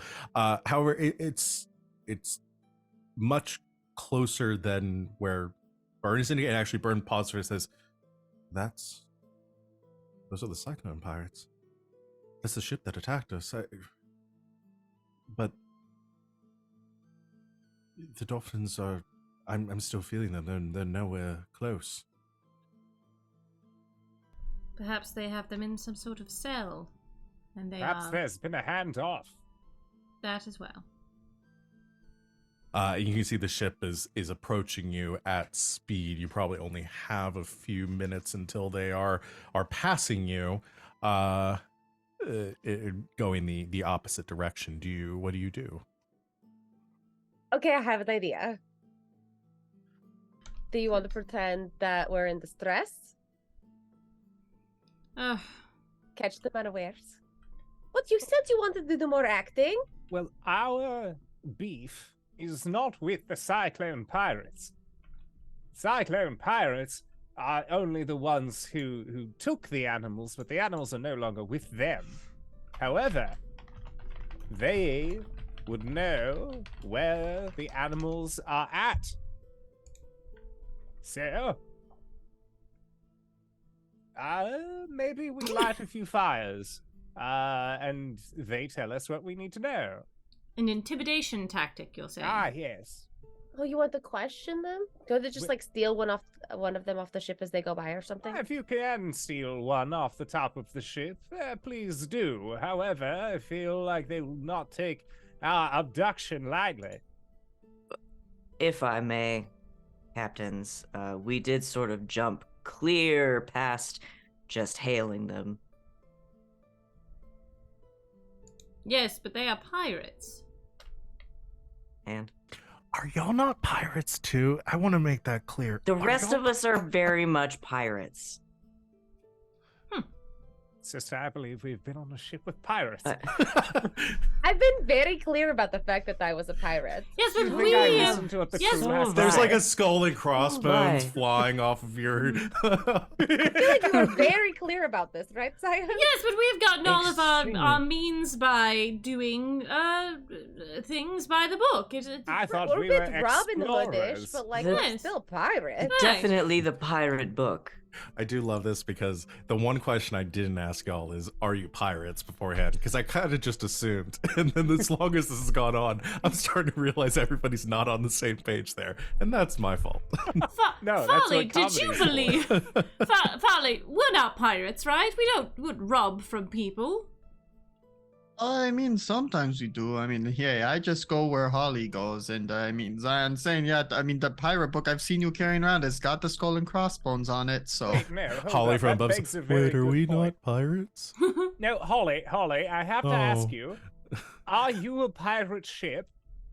I thought it. Like you see, like little branch tucking away, like an eye patch. I mean, we can be. I thought that we were. No, If no, I'm getting no. mixed messages, though, I'm not really No, sure. no. In the spirit of casual fun shirt Fridays,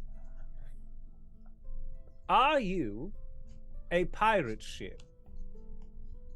Yeah, it's a yes or no, Holly. Farley will just kind of nod at her.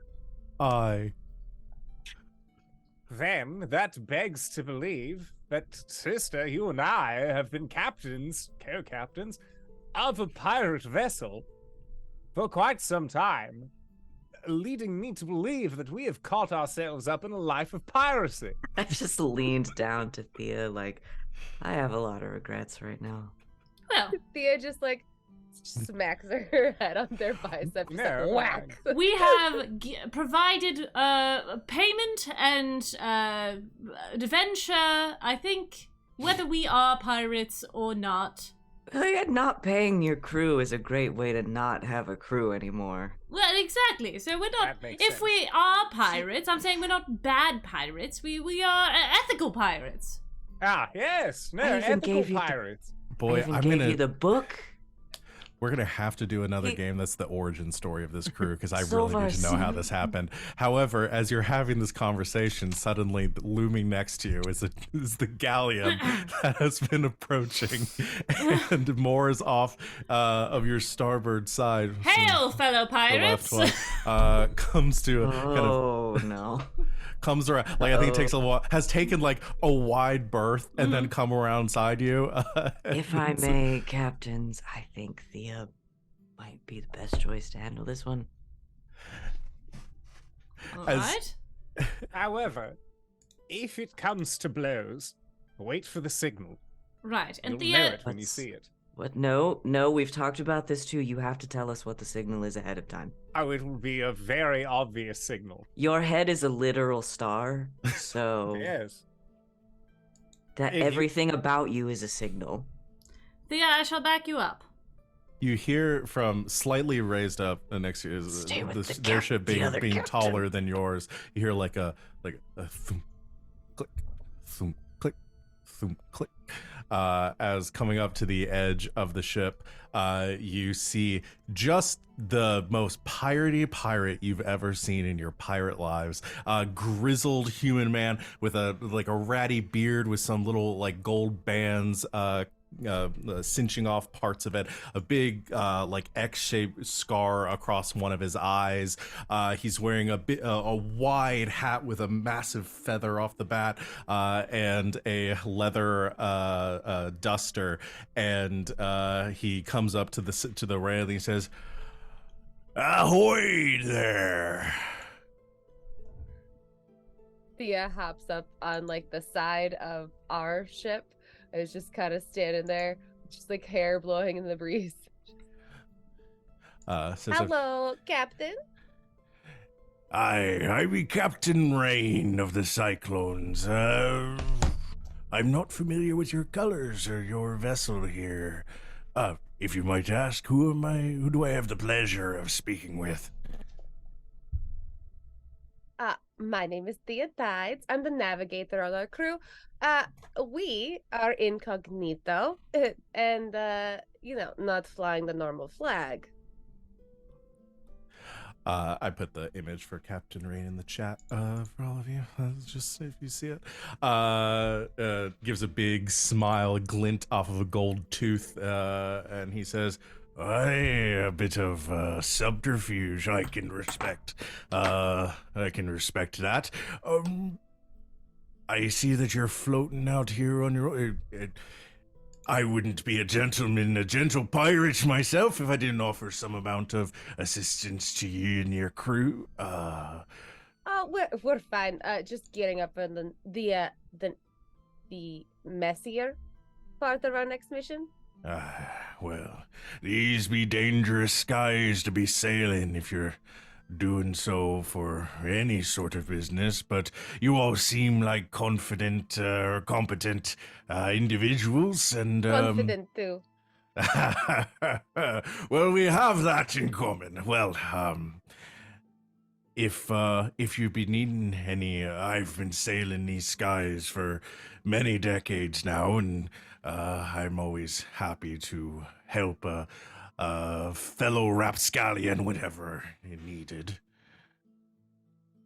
And you can see Burn kind of off to the side. It's like trying to like kind of hide a little bit, and Captain Rain looks around and says, "Wait, I recognize you. What's your name, Sonny?" That's my cousin Ted.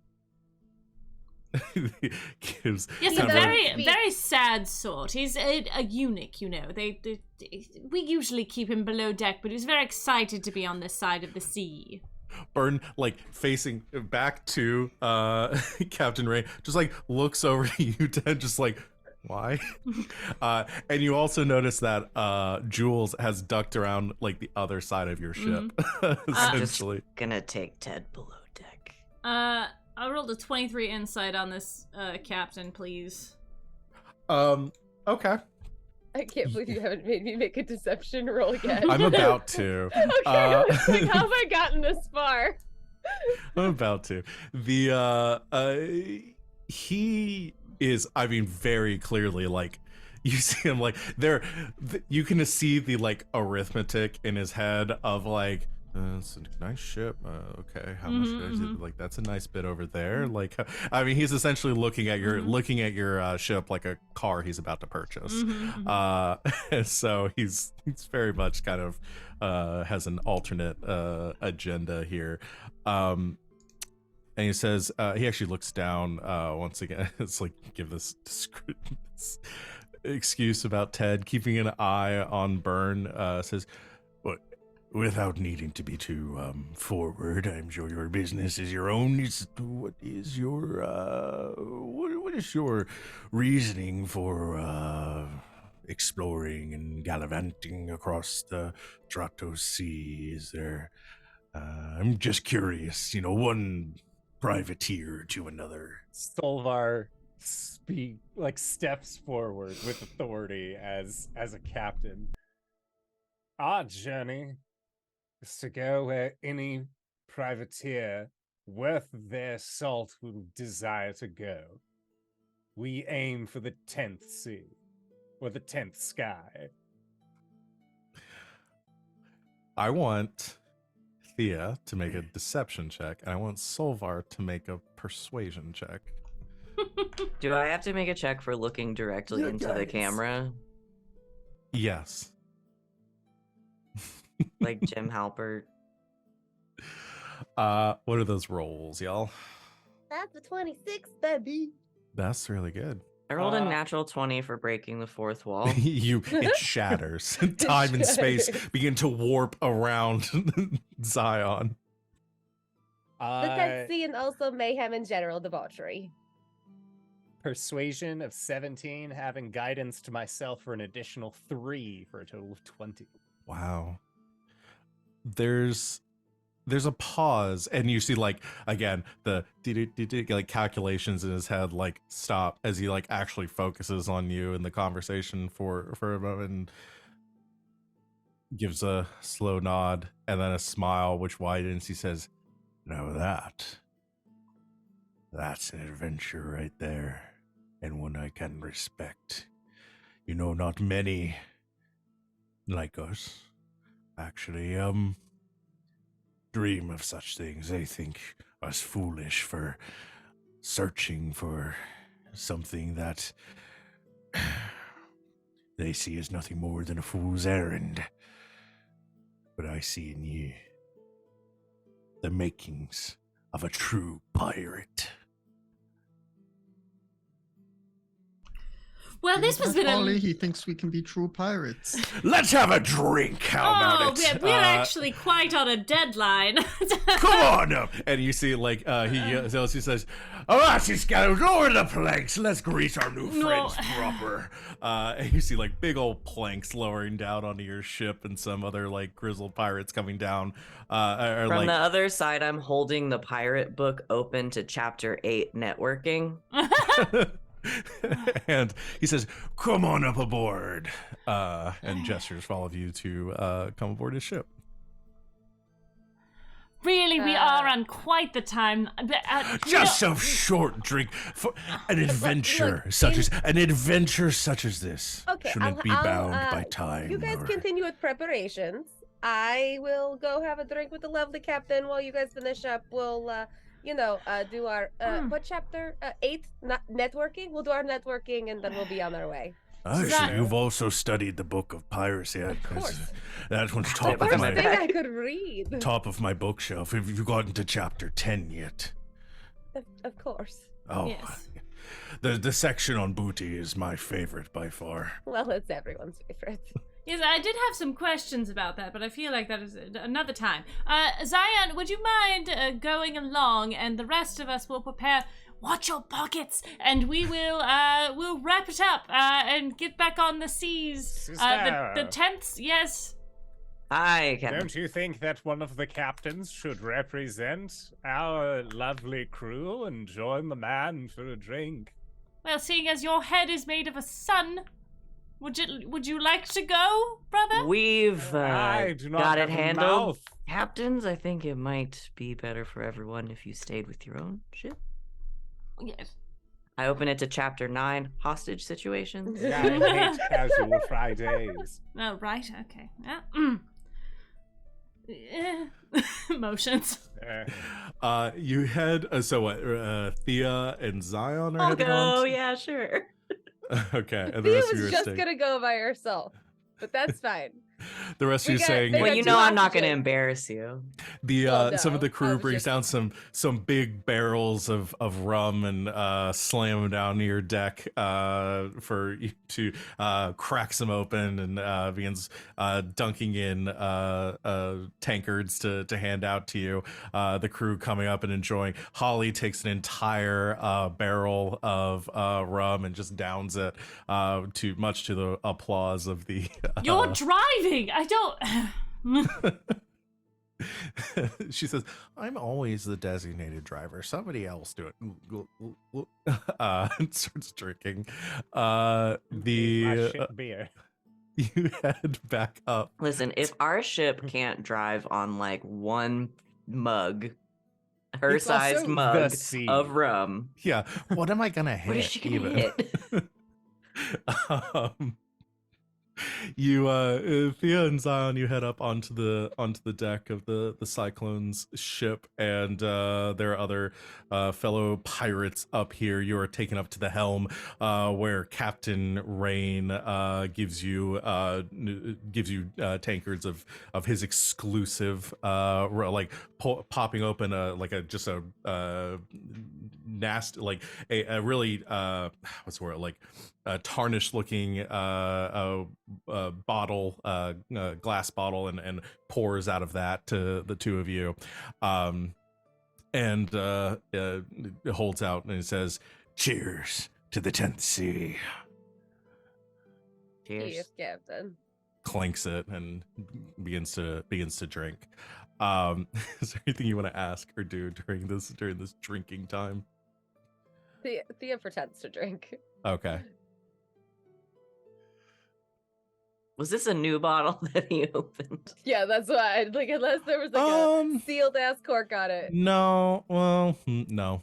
But we watched him pour himself some. Yeah, he poured himself some and he drank it. We're good. I'll drink it slowly. Okay, you drink it. It's rum. It's good.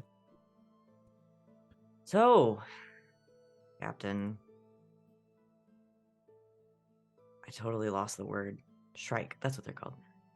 We hit a bit of a shrike problem on our way this way. You encountered anything interesting out here? Shrikes be devilish creatures. Do not envy you for having encountered with one, but that she came out with in one piece is a feat in and of its own. Yes, I said the name of the thing in the thing. Says, very interesting creatures. And he leans against the helm and he says, I've encountered many in my time. Have you ever fought a sky kraken? No. I've slain 3 in my time, and I tell you, that's how I lost my leg. and points In down to Zion's his head, he peg hears, leg. do you think this is an exaggeration thing again? Meaning you've seen one like 3 kilometers away. He goes into a story. Said, And there I stood on the bow of my ship, naught but a saber in my hand, and I stared down the beast as it stood, as its massive eyes locked onto me, and I told it, I will either die here and I will slay you in hell, or you will die by my blade. and it goes on, continues going on with his story. She is doing her best to look enraptured by the story. But starts to drift towards the end. It's been a while since we've been out this way. I heard there were sightings of Thea, what are they called? The purple. Oh, the purple ones. The Dolphins. Dolphins. Yeah. Dolphins. Yes, Aye. those things. We The cute actually, purple ones. we just finished a bit of a job ourselves dealing with some dolphins. They're harmless creatures, really. But yeah, you might see some around here. No, if they're so harmless, what was this job? If you don't mind me asking. Well, it was a contract, and I probably shouldn't speak too much on the fine Well, details, but Entrepreneur to entrepreneur. That seems like an easy job, easy way to make some money. I mean, if we can find somebody to, do a job like that for, who's looking for things like that. Make a persuasion check. Thank you. Am I helping? 23. Yes, you can roll. You can roll with advantage if you want to roll one more time. See, Zion is helping. No, that one's not gonna be better. 23. Okay, 23 is very good. He sort of leans in, already is pouring himself another cup and has probably drained half of it and says, She like tips the bottle like a little bit further to make more go in his cup. well, all right then. You needn't pull my leg. I only have one of them left, so You only need one good leg. I like you. Well, I don't enjoy this sort of work so much, but it is what it is, you know. I've found myself doing some bit of business with some local entrepreneurs, not in our same bit of Line of work. business, but a bit of side work to, you know, pay the bills, keep the lads and fed and well liquored. So We are prone to boredom. that we are. Many lonely days upon the seas. But aye, yes, we goddamn the looks. He says Thea sinks back towards Zion a little bit. oh And this is why Farley can become an enormous tentacle. he says, "Oh, sweetheart, you're not my type. Don't worry about it." The Yay, I knew it. he says, "There's a one business magnate here. The Baron Steel works has a workshop not too far from here. One of the larger manufacturers in the area, works with the government for what's it and all that sort of nonsense. Anyway, had a contract that I picked up a few weeks back for the safe transport of a few creatures such as those for some personal business, you might say." Well, sounds like an easy job. If we hear tidings of said Baron Steel, we'll have to stop and see if he needs any other Well, easy is- money jobs done. If you're looking for something along those lines, his manufacturing ship, whatever you want to call it, is not too far from here. You'll be able to find it with a steady eye and perhaps more business to be had. But that being said, the fella is it's a strange one, so I wouldn't. Thanks for the tip and the warning. You are most welcome. It's difficult, you know, independent contractors. You never know who you're going to take your next job from. Sometimes they're a bit off the wall, and it can lead to all sorts of uncomfortable situations. That it can. You see you begin to hear noise as you are talking with them actually near the helm. You hear a like a back up, back up, back up, back up, back up, back up, back up, back up. And you look over and you see that there is a perched on the near the helm is a small bird that looks like basically like the combination of like a pelican and a dodo bird, but like miniature, very tiny, little tiny wings, like could not fly. You know what this creature, and a big like sort of thick beak. You know what this creature is. This is a pelican, which is a device. Well, they're strange creatures that are essentially used for like long distance communication. You can speak to one, and the other one will like unerringly like mimic your voice on the other end. They essentially function like phones. And he says, "Oh, I have to take that. One moment, please."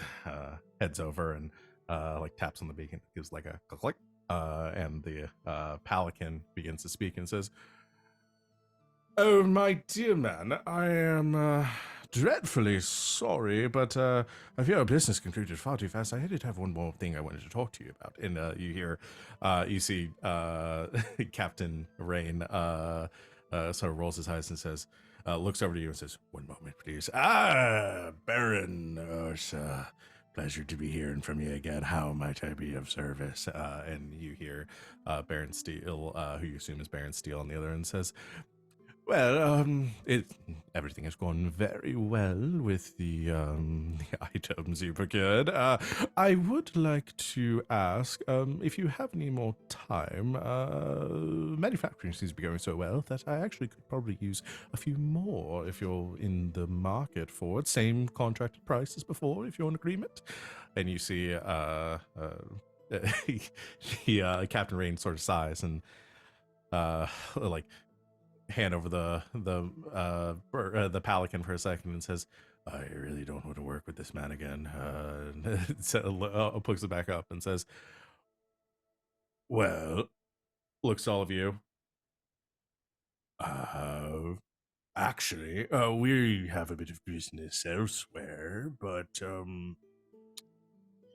I happen to have some acquaintances of another crew that may be interested in taking on the job themselves. If you wouldn't mind me handing this off to another group. And on the other end says, well, I would be sad to not work with a gentleman of your esteem again, but sure.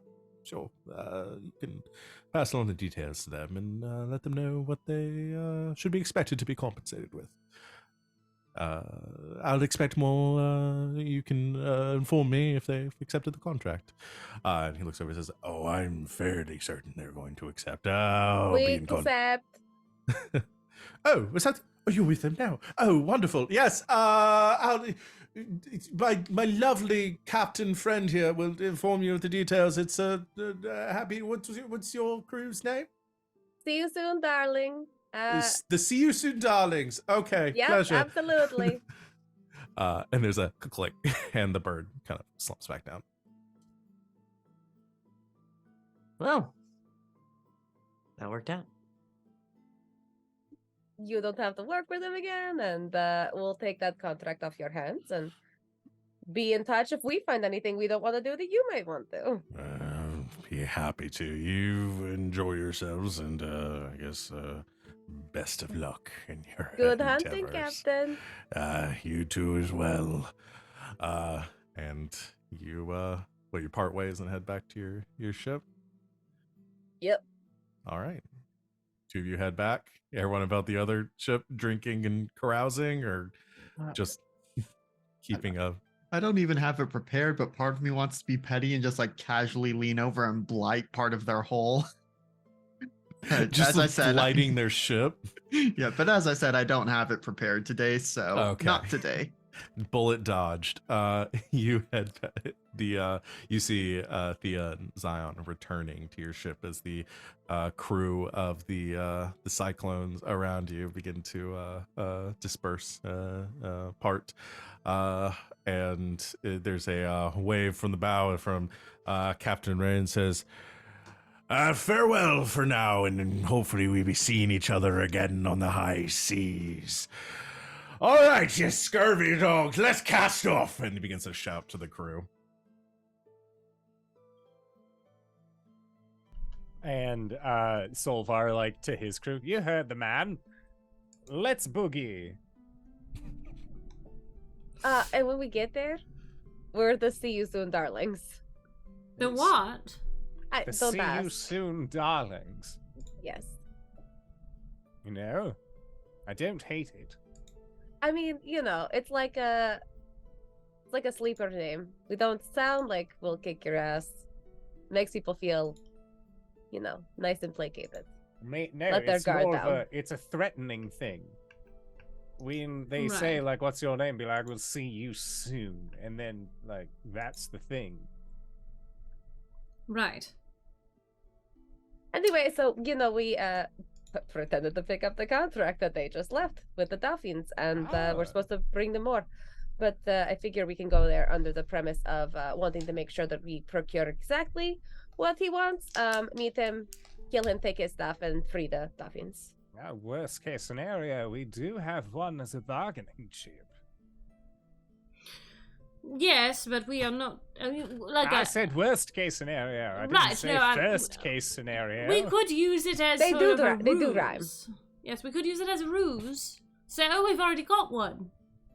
I'm gonna have to talk with Jewel about that, see if they're okay Wait. with it. Wait, question. Yes. Farley, do you think that you could presumably turn into one of these creatures? Oh, And then we sure, say, probably.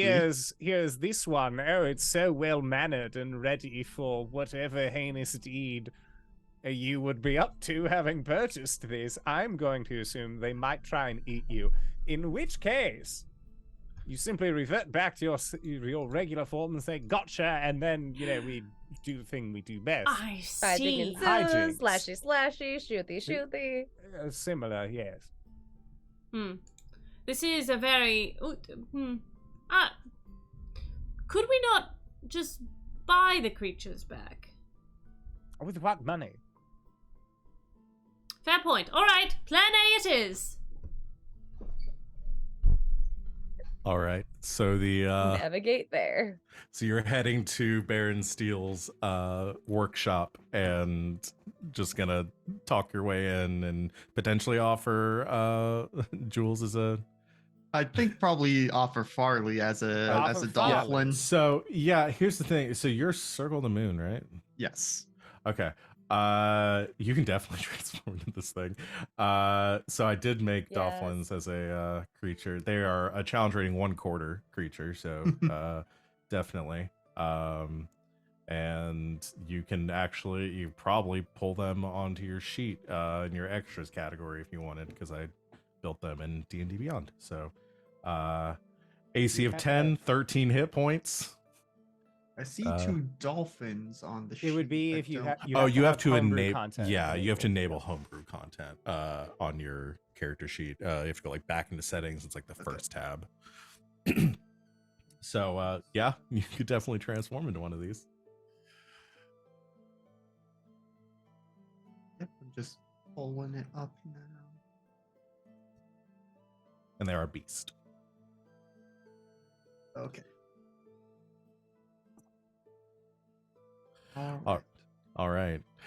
So your ship heads forward once again, cutting across the seas, and not too far after departure, you see ahead of you the Baron Steele's workshop. You see not an island or a stationary construction of any kind. You see instead essentially like a glass sphere, but like angular sides, like a dodecahedron, essentially. Big again, metal and glass object with these cannons encircling it on all sides, and this large propeller on top that's just like foom, foom, foom, foom, foom, foom, that's hovering it just a little bit above the clouds. And there are these pipes coming off from the top in at odd angles, which is just pumping out smoke into the atmosphere, giving it this like dark hue that encircles the entire construction. There is like some sort of dock or something near the bottom of this massive construction with a ship currently moored at it, which you would gather is maybe Baron Steele's private ship. But yeah, you begin to approach, and you are able to do so untouched as your approach. We'll just assume you gave a description of your colors or your ship or something, so that it makes sense for them not to attack you when you arrive, since you don't have a method of communicating directly with Baron Steele. Yep, and probably Farley is in the Dolphin form, just like on the deck, loosely tied down, but apparently captured. Yeah, I think here's something I want to say. So if you're planning on keeping Burn and Jules out of this, they could essentially Burn could like climb onto Jules and they could go fly off somewhere nearby to stay out of sight. Yeah. Okay. Well, we'll go with that when we'll play that, because we're Seems like the safer option. for the sake of time. And yeah, you moor your ship up near the docks here, and as you're approaching, there's a gangplank, some sort of like metal bridge that comes out from the bottom of this to a set of metal doors, and yeah, you bring the ship to a halt, and the five of you can approach those doors, or I guess 4 of you and Farley as a tied up Dolphin. You can kind of pull him along behind you. Yeah, probably like weakly trying to fly away. Uh-huh. But I've also realized this thing has almost the same stats as me. It just has better strength and I have better con. Yeah. They're docile beasts. You begin to kind of pull Farley along in guys, and you reach this port head, this steel door, and you hear kind of a click of some sort of speaker to the side, and it says, "Oh, wonderful to see that you're here. I'm so delighted. That was very quick." And you can see there is like perched on top of the of this doorway one of these pelicans, which is like kind of watching you. They do have some limited ability to like transmit visual signals and stuff too, if they're hooked up correctly. Strange creatures, not at all pulled or referencing any other creatures that exist in any other media, and says, "Well, I'll let you in. You can bring in my new pet. I'm very excited. Please come in." And there's a as the doors slide open and allow you entrance. All right, everyone, on your guard. I don't want any trouble if we don't need it, all right? You head. Thea crosses her fingers. So you head into the facility, following a dark passageway. You hear a like of machinery and metal around you, and the walls kind of vibrating. And you follow along until a second passageway opens up ahead, and you escort Farley out into like the manufacturing floor of this facility, and there are conveyor belts winding around. There are big like rotating pistons and gears turning at every which way. There are forges emblazoned inside, like burning hot, sending out liquid metal through pipes feeding around the facility.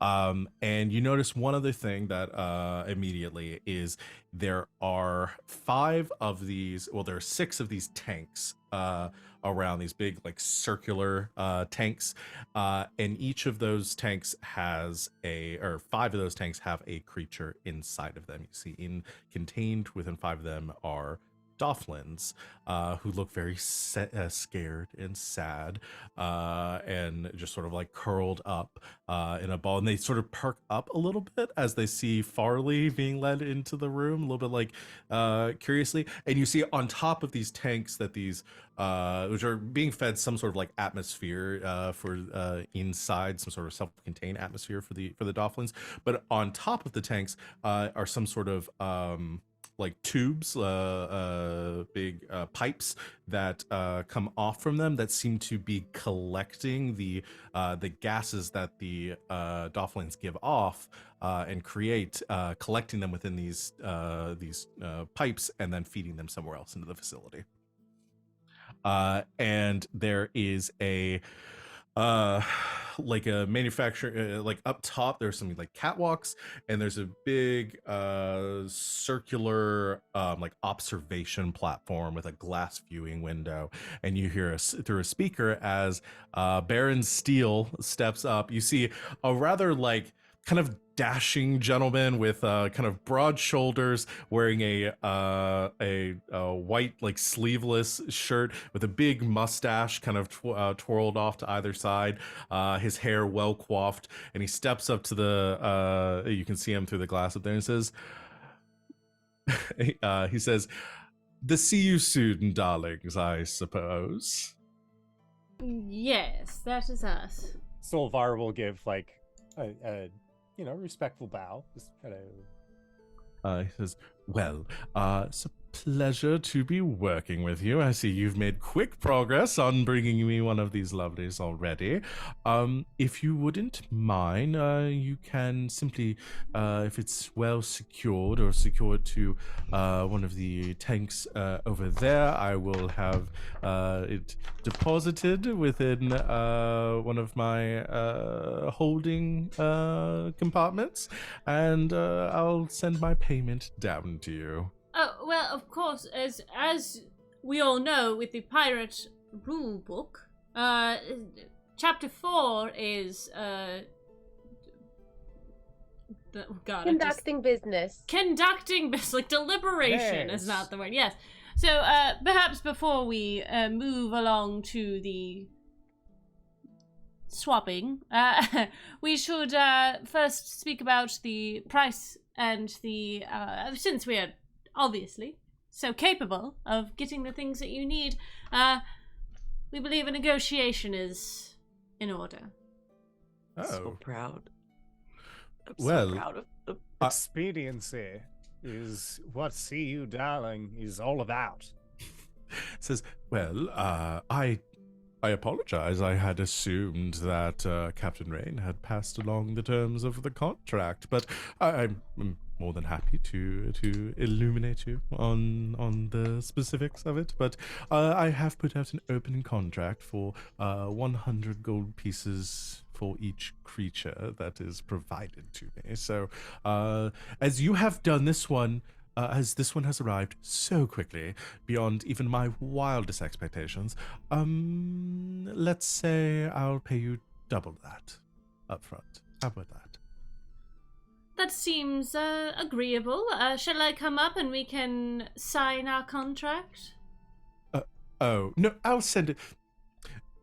I'm sorry. I'll pay you. I prefer to stay up here. No ill grievance, but you are pirates after all. Of course, and I do understand. prefer to. However, in Chapter 4, it does say a up is it? handshake is necessary, as well as a physical signed copy of the paperwork. Well, I'm not a pirate, so I'm not bound to your rules and procedures. But I hope you understand. I prefer to keep a sort of personal distance from my business dealings. Thea, you wanted to. How far up is he?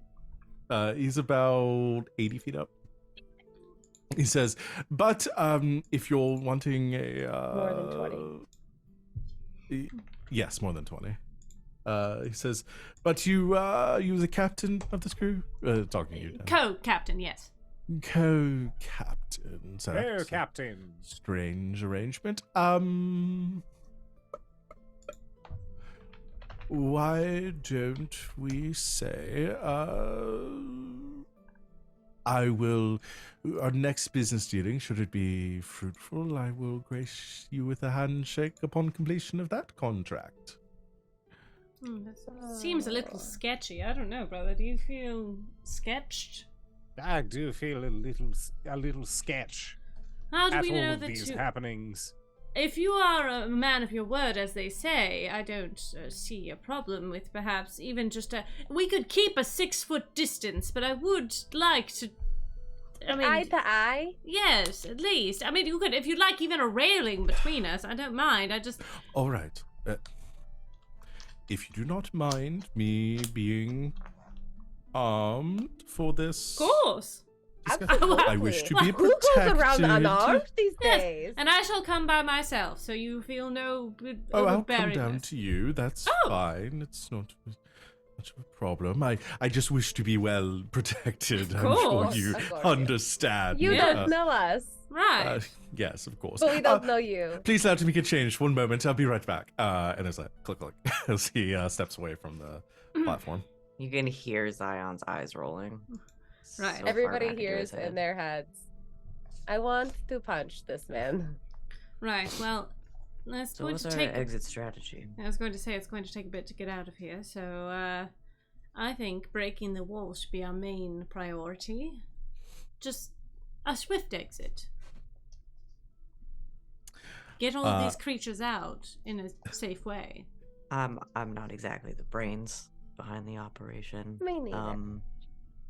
Do you see any release? Any, like, I throw this lever and No. all of the tanks open and we're home free? Well, I think if what we should do is that we perform a handoff and give Farley over to the man, and then when he goes, yes, it's very, or we say like, oh, this one's special, it can, I don't know, like tell jokes or something. Then, you know, he'll be like, oh, really? I mean, I already paid you double, but that's just more for me. And then we'll have Farley do the thing and be like, do you want to get close? And he'll be obviously say, yes, I would love to get close to this absolutely wonderful creature that I'm probably going to be eating later. And then Farley would turn back into a man and say, gotcha, release all of the other ones, you cad. And then if he says no, we torch the place.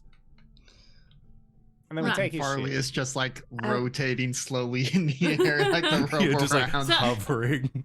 To I could just grab him. Where is your imagination? the tanks are they like can you- I'm There's a adding to the transparent, Oh. whether it's glass or some sort of like plexiglass sort of thing. You're Yeah. not sure, but So there's, if we broke the tanks, could we then get them Extract out that the- way? Yeah. Okay. At this time, while you're trying to decide what you're gonna do, and there's I'm talking to jokes. my other captain, saying like, we'd go get up to the gotcha. Oh, we get to the gotcha, and then you And grab him. It's just sort of an extra layer of Oh, fear. no, I like it. I think that if it's an added layer of fear. I would Probably never try to sell take the- away from one of your Choo-choom. plans. Womp. You see opening up on the bottom of the observation platform, a big like aperture kind of unwinds, and then lowering down, you see a enormous metal construction, sort of like steam coming off of it as it begins to lower down on a platform. You can see it has two massive like metallic arms with like spikes at the end of the like on the knuckles of the fist, has pipes going kind of weaving through it from a tank on the back that seems to be feeding in this like compressed like gas substance through, and sitting in like the cockpit of it piloting this like mech suit is Baron Steele, and he says Eleanor, I could probably break it. I don't think that your grabbing plan is going to work, but yes, smash it to smithereens. Good with lord. the image in the chat. As the whole thing lowers down to the ground, just ka-doom, he pulls on and begins to like work the machinery inside. Goes as he steps forward, he says, "So is this all right? It is extra. I shall give you You that. can never be too careful." Oh, understood. Do you have a thing with germs? You know, it's partially that, yes, That's understandable. That's Yeah. that's a very valid fear. but it's also the being shot part Right. or no. stabbed. Oh, this Self-preservation. is hanged. just for show. Right.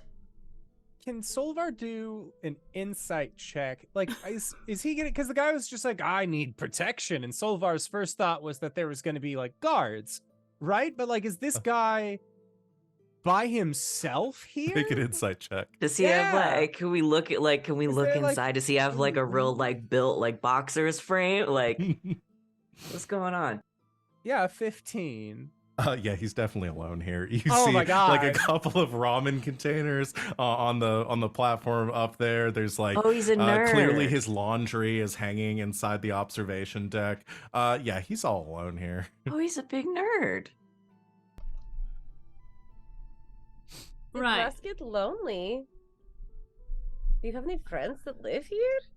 I can't imagine being on somewhere like this all alone. Oh, I enjoy my work very much. Uh, It comes like right up to you and then extends one like a big metallic hand in your direction. Says, "So, handshake?" yes. What exactly do you do with this steam? You like grab one of the fingers. With what? The steam. You seem to be collecting the steam. Oh, it powers a lot of the planet. It's a very efficient source of energy. It actually powers this suit. As he like Ah. steps back. I see. Well, have you ever thought about doing free range with these animals? I feel like they would. That when they're happy, they tend to give off more steam. What? Do you know nothing of the I creatures don't you're know keeping? if that's true, sister. Is that true? Well, what are you using them for if it's not for the steam that they Well, can no, I'm create? collecting the steam from them. That's Oh, all. okay. What happens when the steam get like? Is there a level of steam? that once they've expired, like you just throw them away or eat them or something. Unfortunately, I You're haven't really, tried. really fixating on this man eating. I think that he's eating things. Okay. I have not tried eating them. I'm not really sure the don't know what you're consistency. missing. That seems a bit garish, honestly. No, I'm a vegetarian. unfortunately, the creatures, if they once they've Makes it extremely hard for her to be a pirate. if they expire, unfortunately, we do just dispose of them. I have an incinerator though. It's much more. Right. It's much cleaner that way. Well, if I may, and I don't mean to input myself on your business, but you are surrounded by water, right? And if you clouds, right, yes. that can be compressed into water, which would, if you heat, create steam, which might be. Well, it's not merely a steam. It's more of like a flammable, very explosive gas. Oh, I see. Oh, I and see. you're saying that your suit is powered by such a thing. Oh yes, yes, very certainly. Wonderful. Okay. Scorching ray. I was gonna say.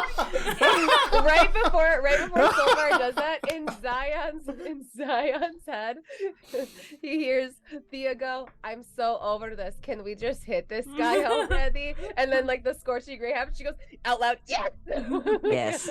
All right. Well, we're just going to take the things back and enjoy exploding. You fired the scorching ray. Sun crossfire. You fired the scorching ray at him. Make an attack. Okay, I am going to do this at, let's see here. Scorching ray is typically second level. Is this a surprise? This is a surprise. I will do a third level scorching ray. So that way I put out 2 fingers on both sides when I say sun crossfire, and they shoot from each of the fingertips. Okay. So let's go. So the first of the 4 rays is a 23.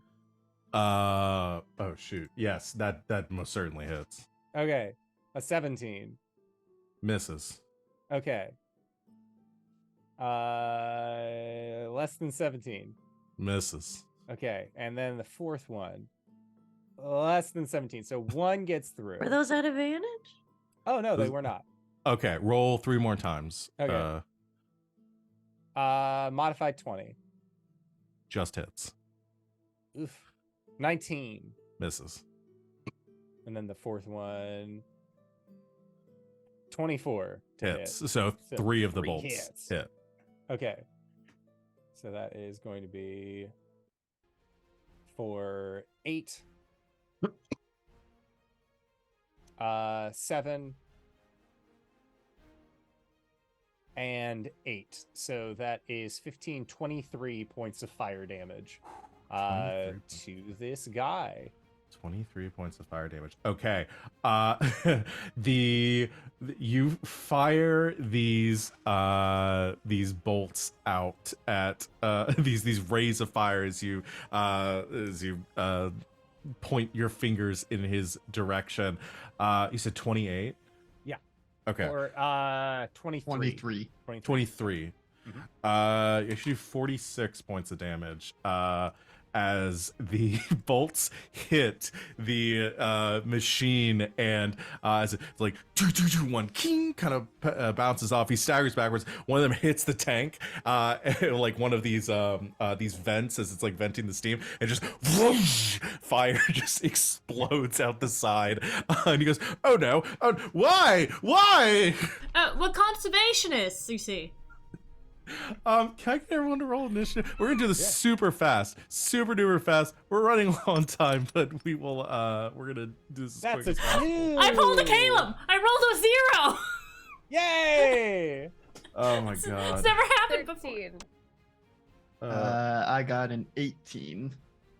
Oh my god, my thing's freezing up here. What are you doing? Beta. All right.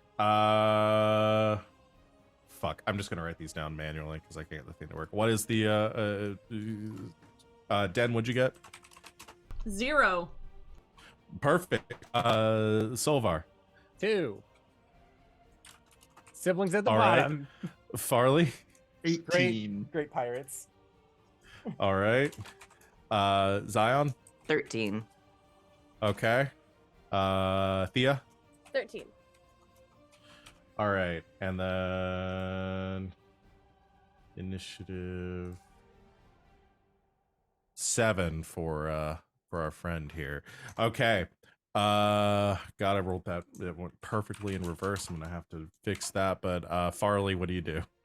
Bonus action, drop out of the Dolphin shape. And I think as he's like starting to fall, says to the big guy, "Oh well, if you're playing with fire like that, you're gonna get burned. Hey, guy, fiery!" And I'm gonna cast Summon Elemental and summon a fire elemental just my like God. on him. Hey, Oh my but that is God. a One Piece name, though. Like, that's very on brand. That is very on brand. That is. You summon. How does it look? So you, what do you do to summon? Like, how does this happen?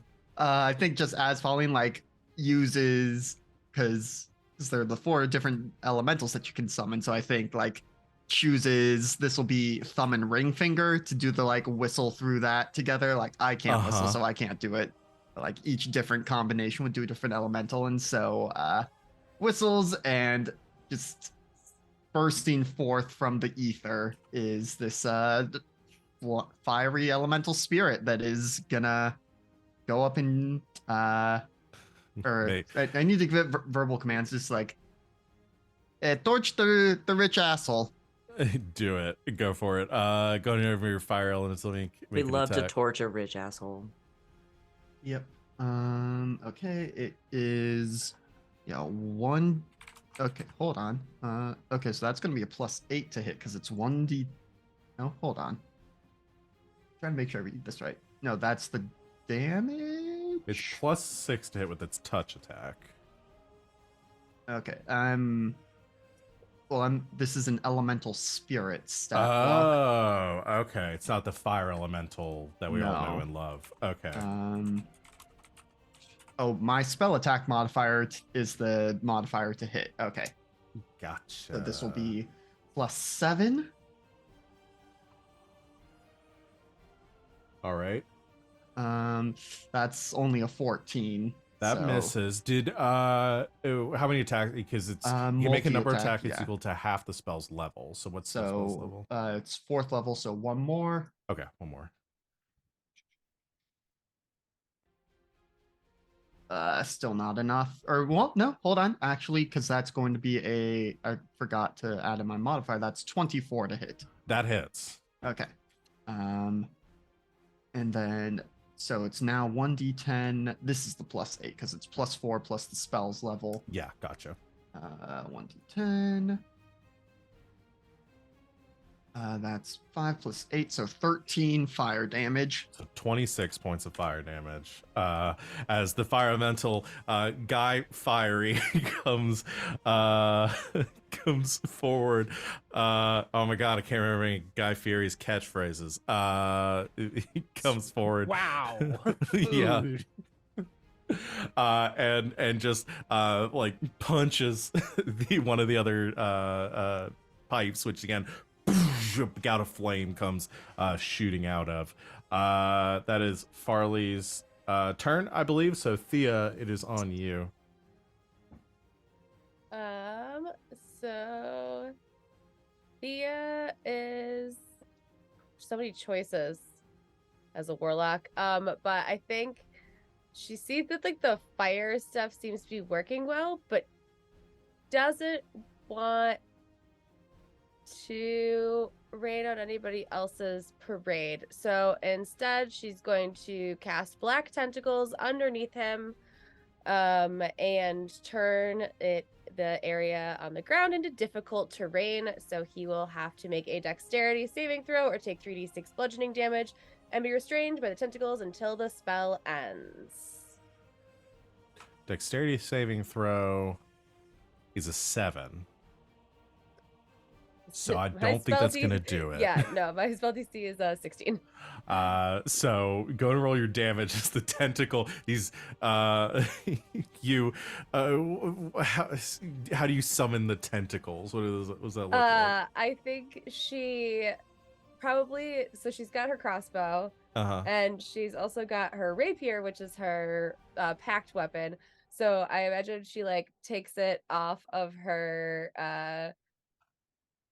like side and kind of just like holds it in her hand for a second and just goes like just shoves it outwards. She just kind of like uses her weapons like as like her, you know, Yeah. like pulling the like energy out of herself, and then you don't see anything happen, and all of a sudden there's just like this like gust of wind, and then all of a sudden these just like black tentacles come like shooting up out Yeah, of the like the ground. smoke gathers from the corners of the room near under his Yeah. feet, and then form these like tentacles of air, which are going to wrap around him and hold restrain him to the ground.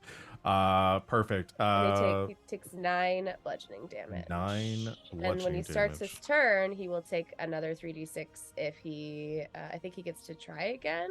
Okay. Okay. Maybe? Let me see. Creature that starts his turn in the area and is already restrained by the tentacles, he'll auto take them because he's restrained. Okay, But he he'd can have to use his use his action to action. make a strength or dexterity check. Perfect. Awesome. for So yeah, restrained. Hell, and is that the restrained condition that he's under right now?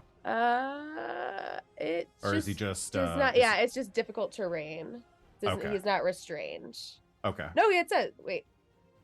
Be restrained. It says be restrained. So it is. Okay, He's so I restrained. think you have advantage Buried in on there. melee attacks then, Yes. if I remember correct. Yeah, attack rolls against creature have advantage. Oh no, all Yeah. attack rolls. Okay, perfect. Zion, is your turn. That's my girl. I'm gonna launch myself towards this giant robot. And fight Okay. it.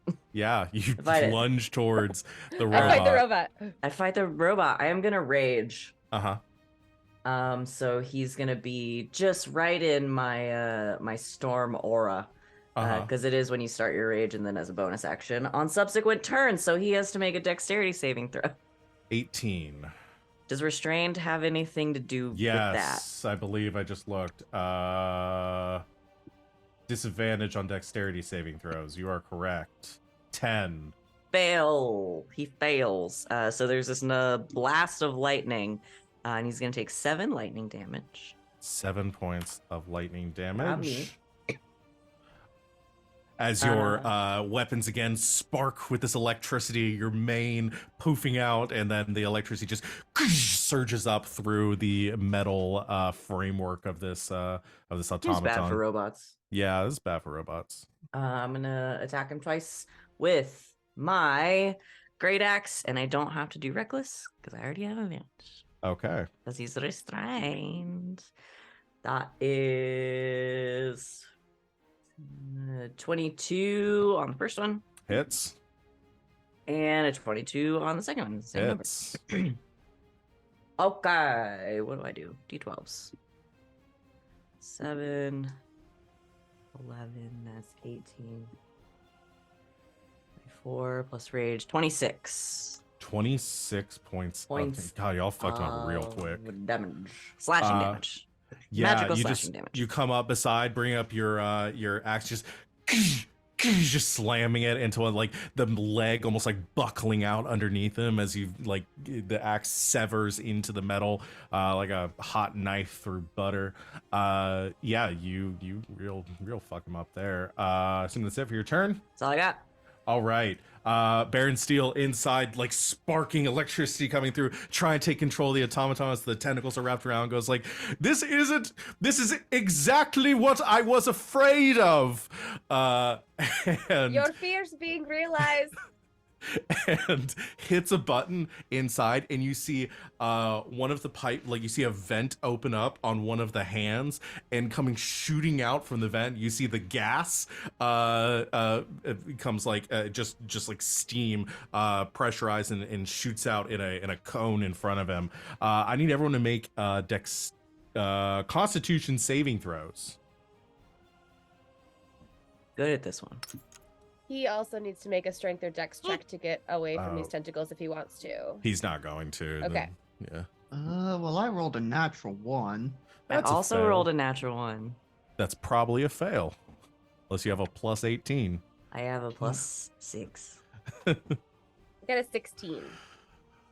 Fails. I got a 20.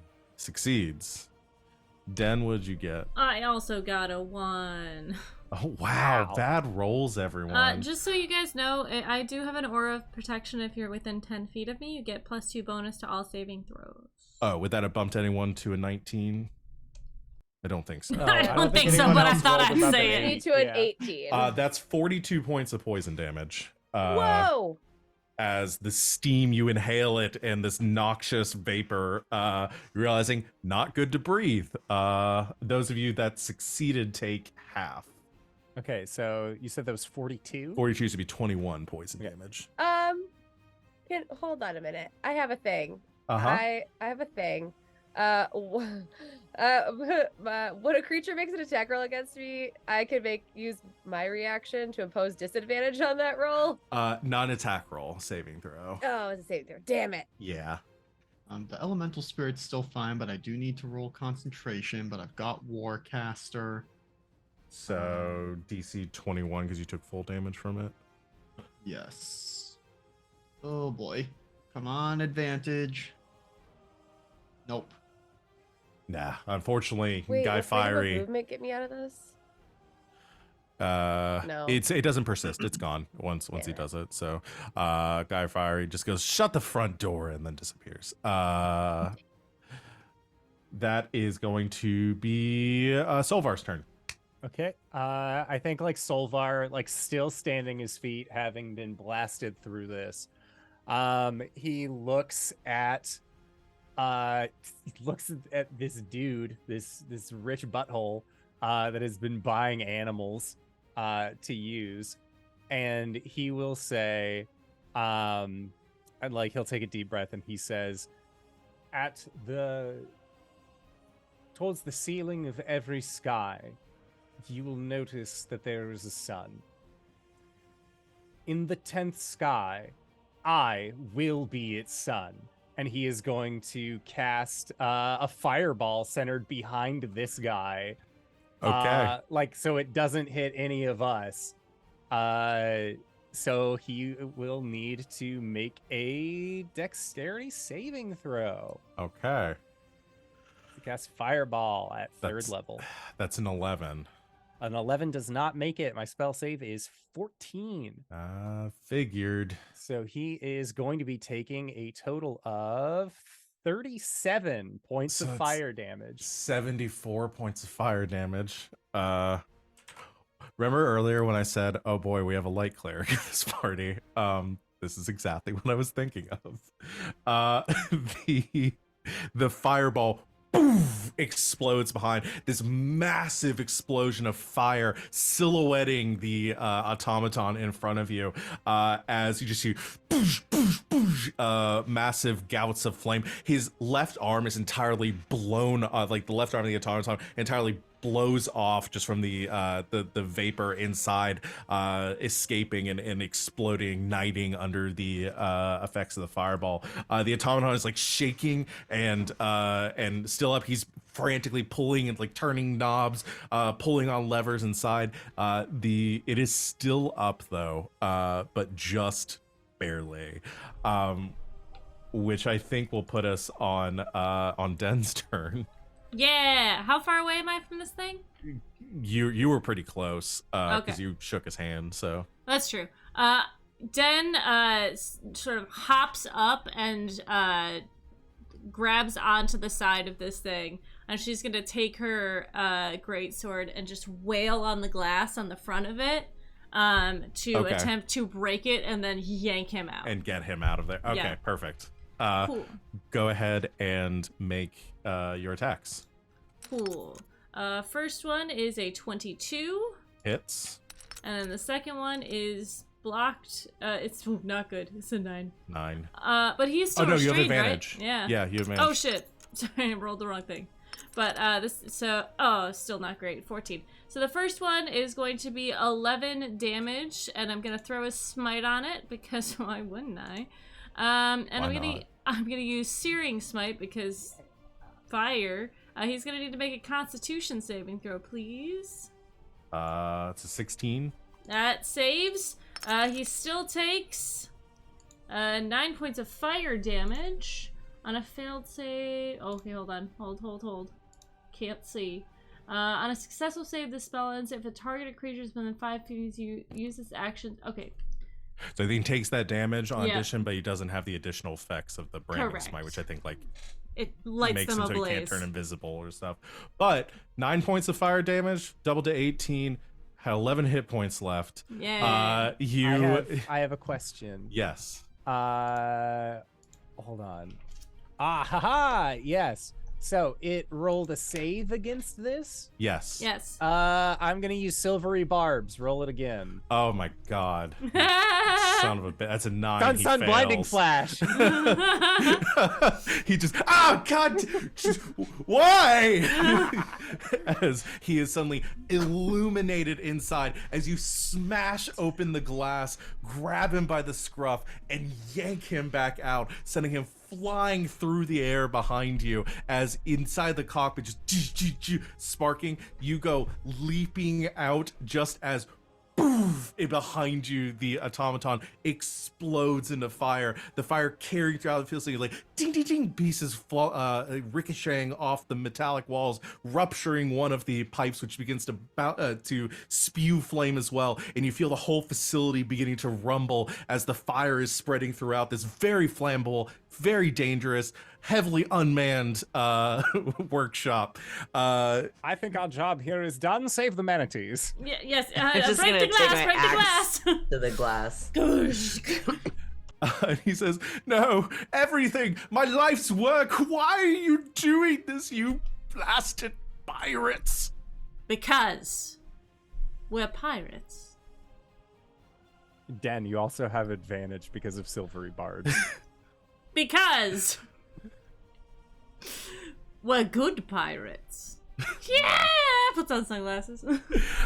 Is there anything anybody else wants to do? As the facility is blowing, do you start shattering the... Yes. I'm busting open the glass. Yeah, Yeah. save the Freeing vanities. them. You all smash open the glass. The Dolphins just This kind way! of like soaring out, and They're you go- pushing some of them. you're pushing them along. They're very light when they're in the air, very buoyant, easy to push. Very, again, you don't know why these creatures are still alive. Just natural selection. Should have taken them out a long time ago. You start They're pushing cute. them through the the passageways, back out through the exit, floating them up in the shit as you begin to Did hear he this. Stay in, Yeah, like, I was gonna ask, powering are the y'all corner? taking I was him gonna with you? say, or- I don't know if nobody No. grabs him. Oh, I'll grab him. No, so if nobody does, I'm just gonna like I'll be the last one to leave and like turn around and look over my shoulder, and in his mind he'll hear like, "See you later, darling."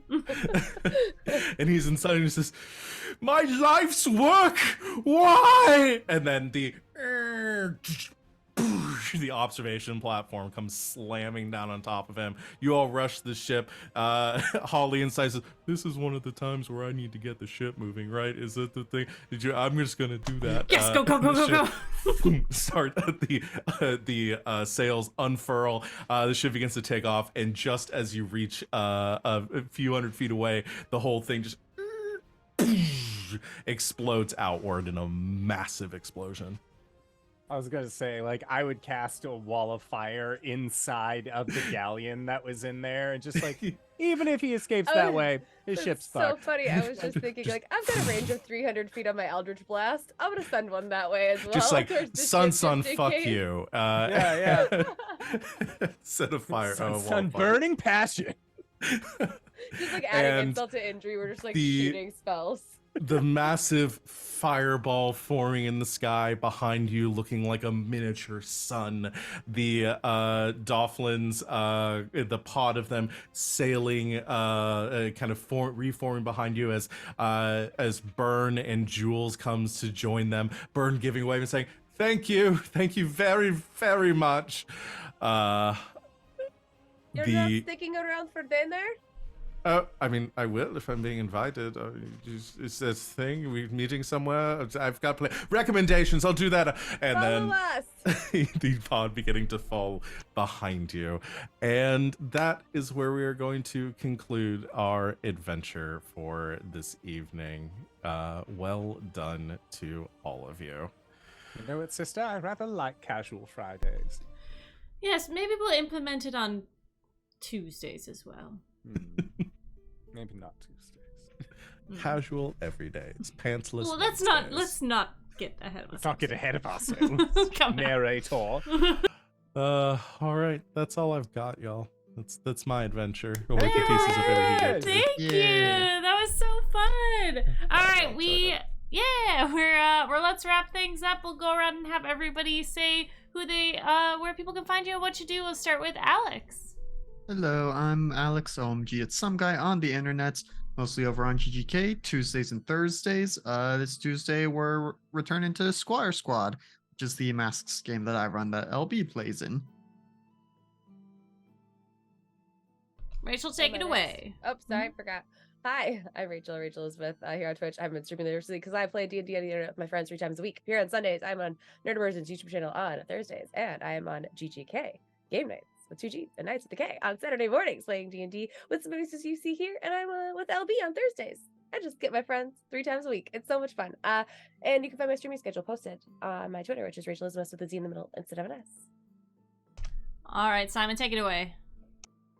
Hello, everybody. If you've made it this far, you may or may not know who I am. If you don't, hi, Acorns. It's me, the Indoor Adventurer. I don't have any shows this week because tomorrow I am starting immunotherapy, so I will not be up for running a game, and then I'm going to a thing when Ghostbusters would normally be next week. So you won't see me until like the 24th, I think. That's it. That's me. I had fun. Okay. I'll go next. Hi, it's me, Van. You can find me on the internet at Savvy Seaworth. Pretty much wherever you can find people on the internet. So I'm on Hive, I'm on Instagram, but mostly I am here on Sunday nights, and then I am on twitch.tv/game nights, game with 2 G's and nights with a K, Thursdays through Mondays, playing in games and running Dungeons and Dragons, specifically the Wild Beyond the Witchlight on Saturday mornings. That's what I do. All right, Val. Hi everyone, I'm Val. I'm running this game. I hope you all enjoyed it. You can see me tomorrow if you want to watch me run more stuff. Running Dragon Age game tomorrow night, 8 o'clock over on GGK, which is where you can see me throughout the week. So I had a lot of fun. Yeah. I'm LB Hack'em This is Simon the cat, not Simon the person. And this is my channel. Lauren and I run this channel. She'll be live on Thursday doing some more games with all the boys, and we'll be back on Friday night with some more Resident Evil 4 remake, which we are having a lot of fun with. It is very cool, and she's doing an amazing job, especially for a Friday night when we're usually both very tired. So it's going great. And this time next week we'll be back with Playthings of the Gods, which is our D&D game. We'll have Tanya back. Unfortunately, we'll have to say goodbye to Simon. But you can see me with Simon usually on Monday nights where we play Dungeons & Dragons. We are level 20, which is exciting. But yeah, I will have a big recap for all the things that are happening in our Sunday night game, Playthings of the Gods. And then we'll get into the fight that we left off on, which was with Spider John, a.k.a. It's Just Jemmy Buffett. And they're at Margaritaville. So that's fun.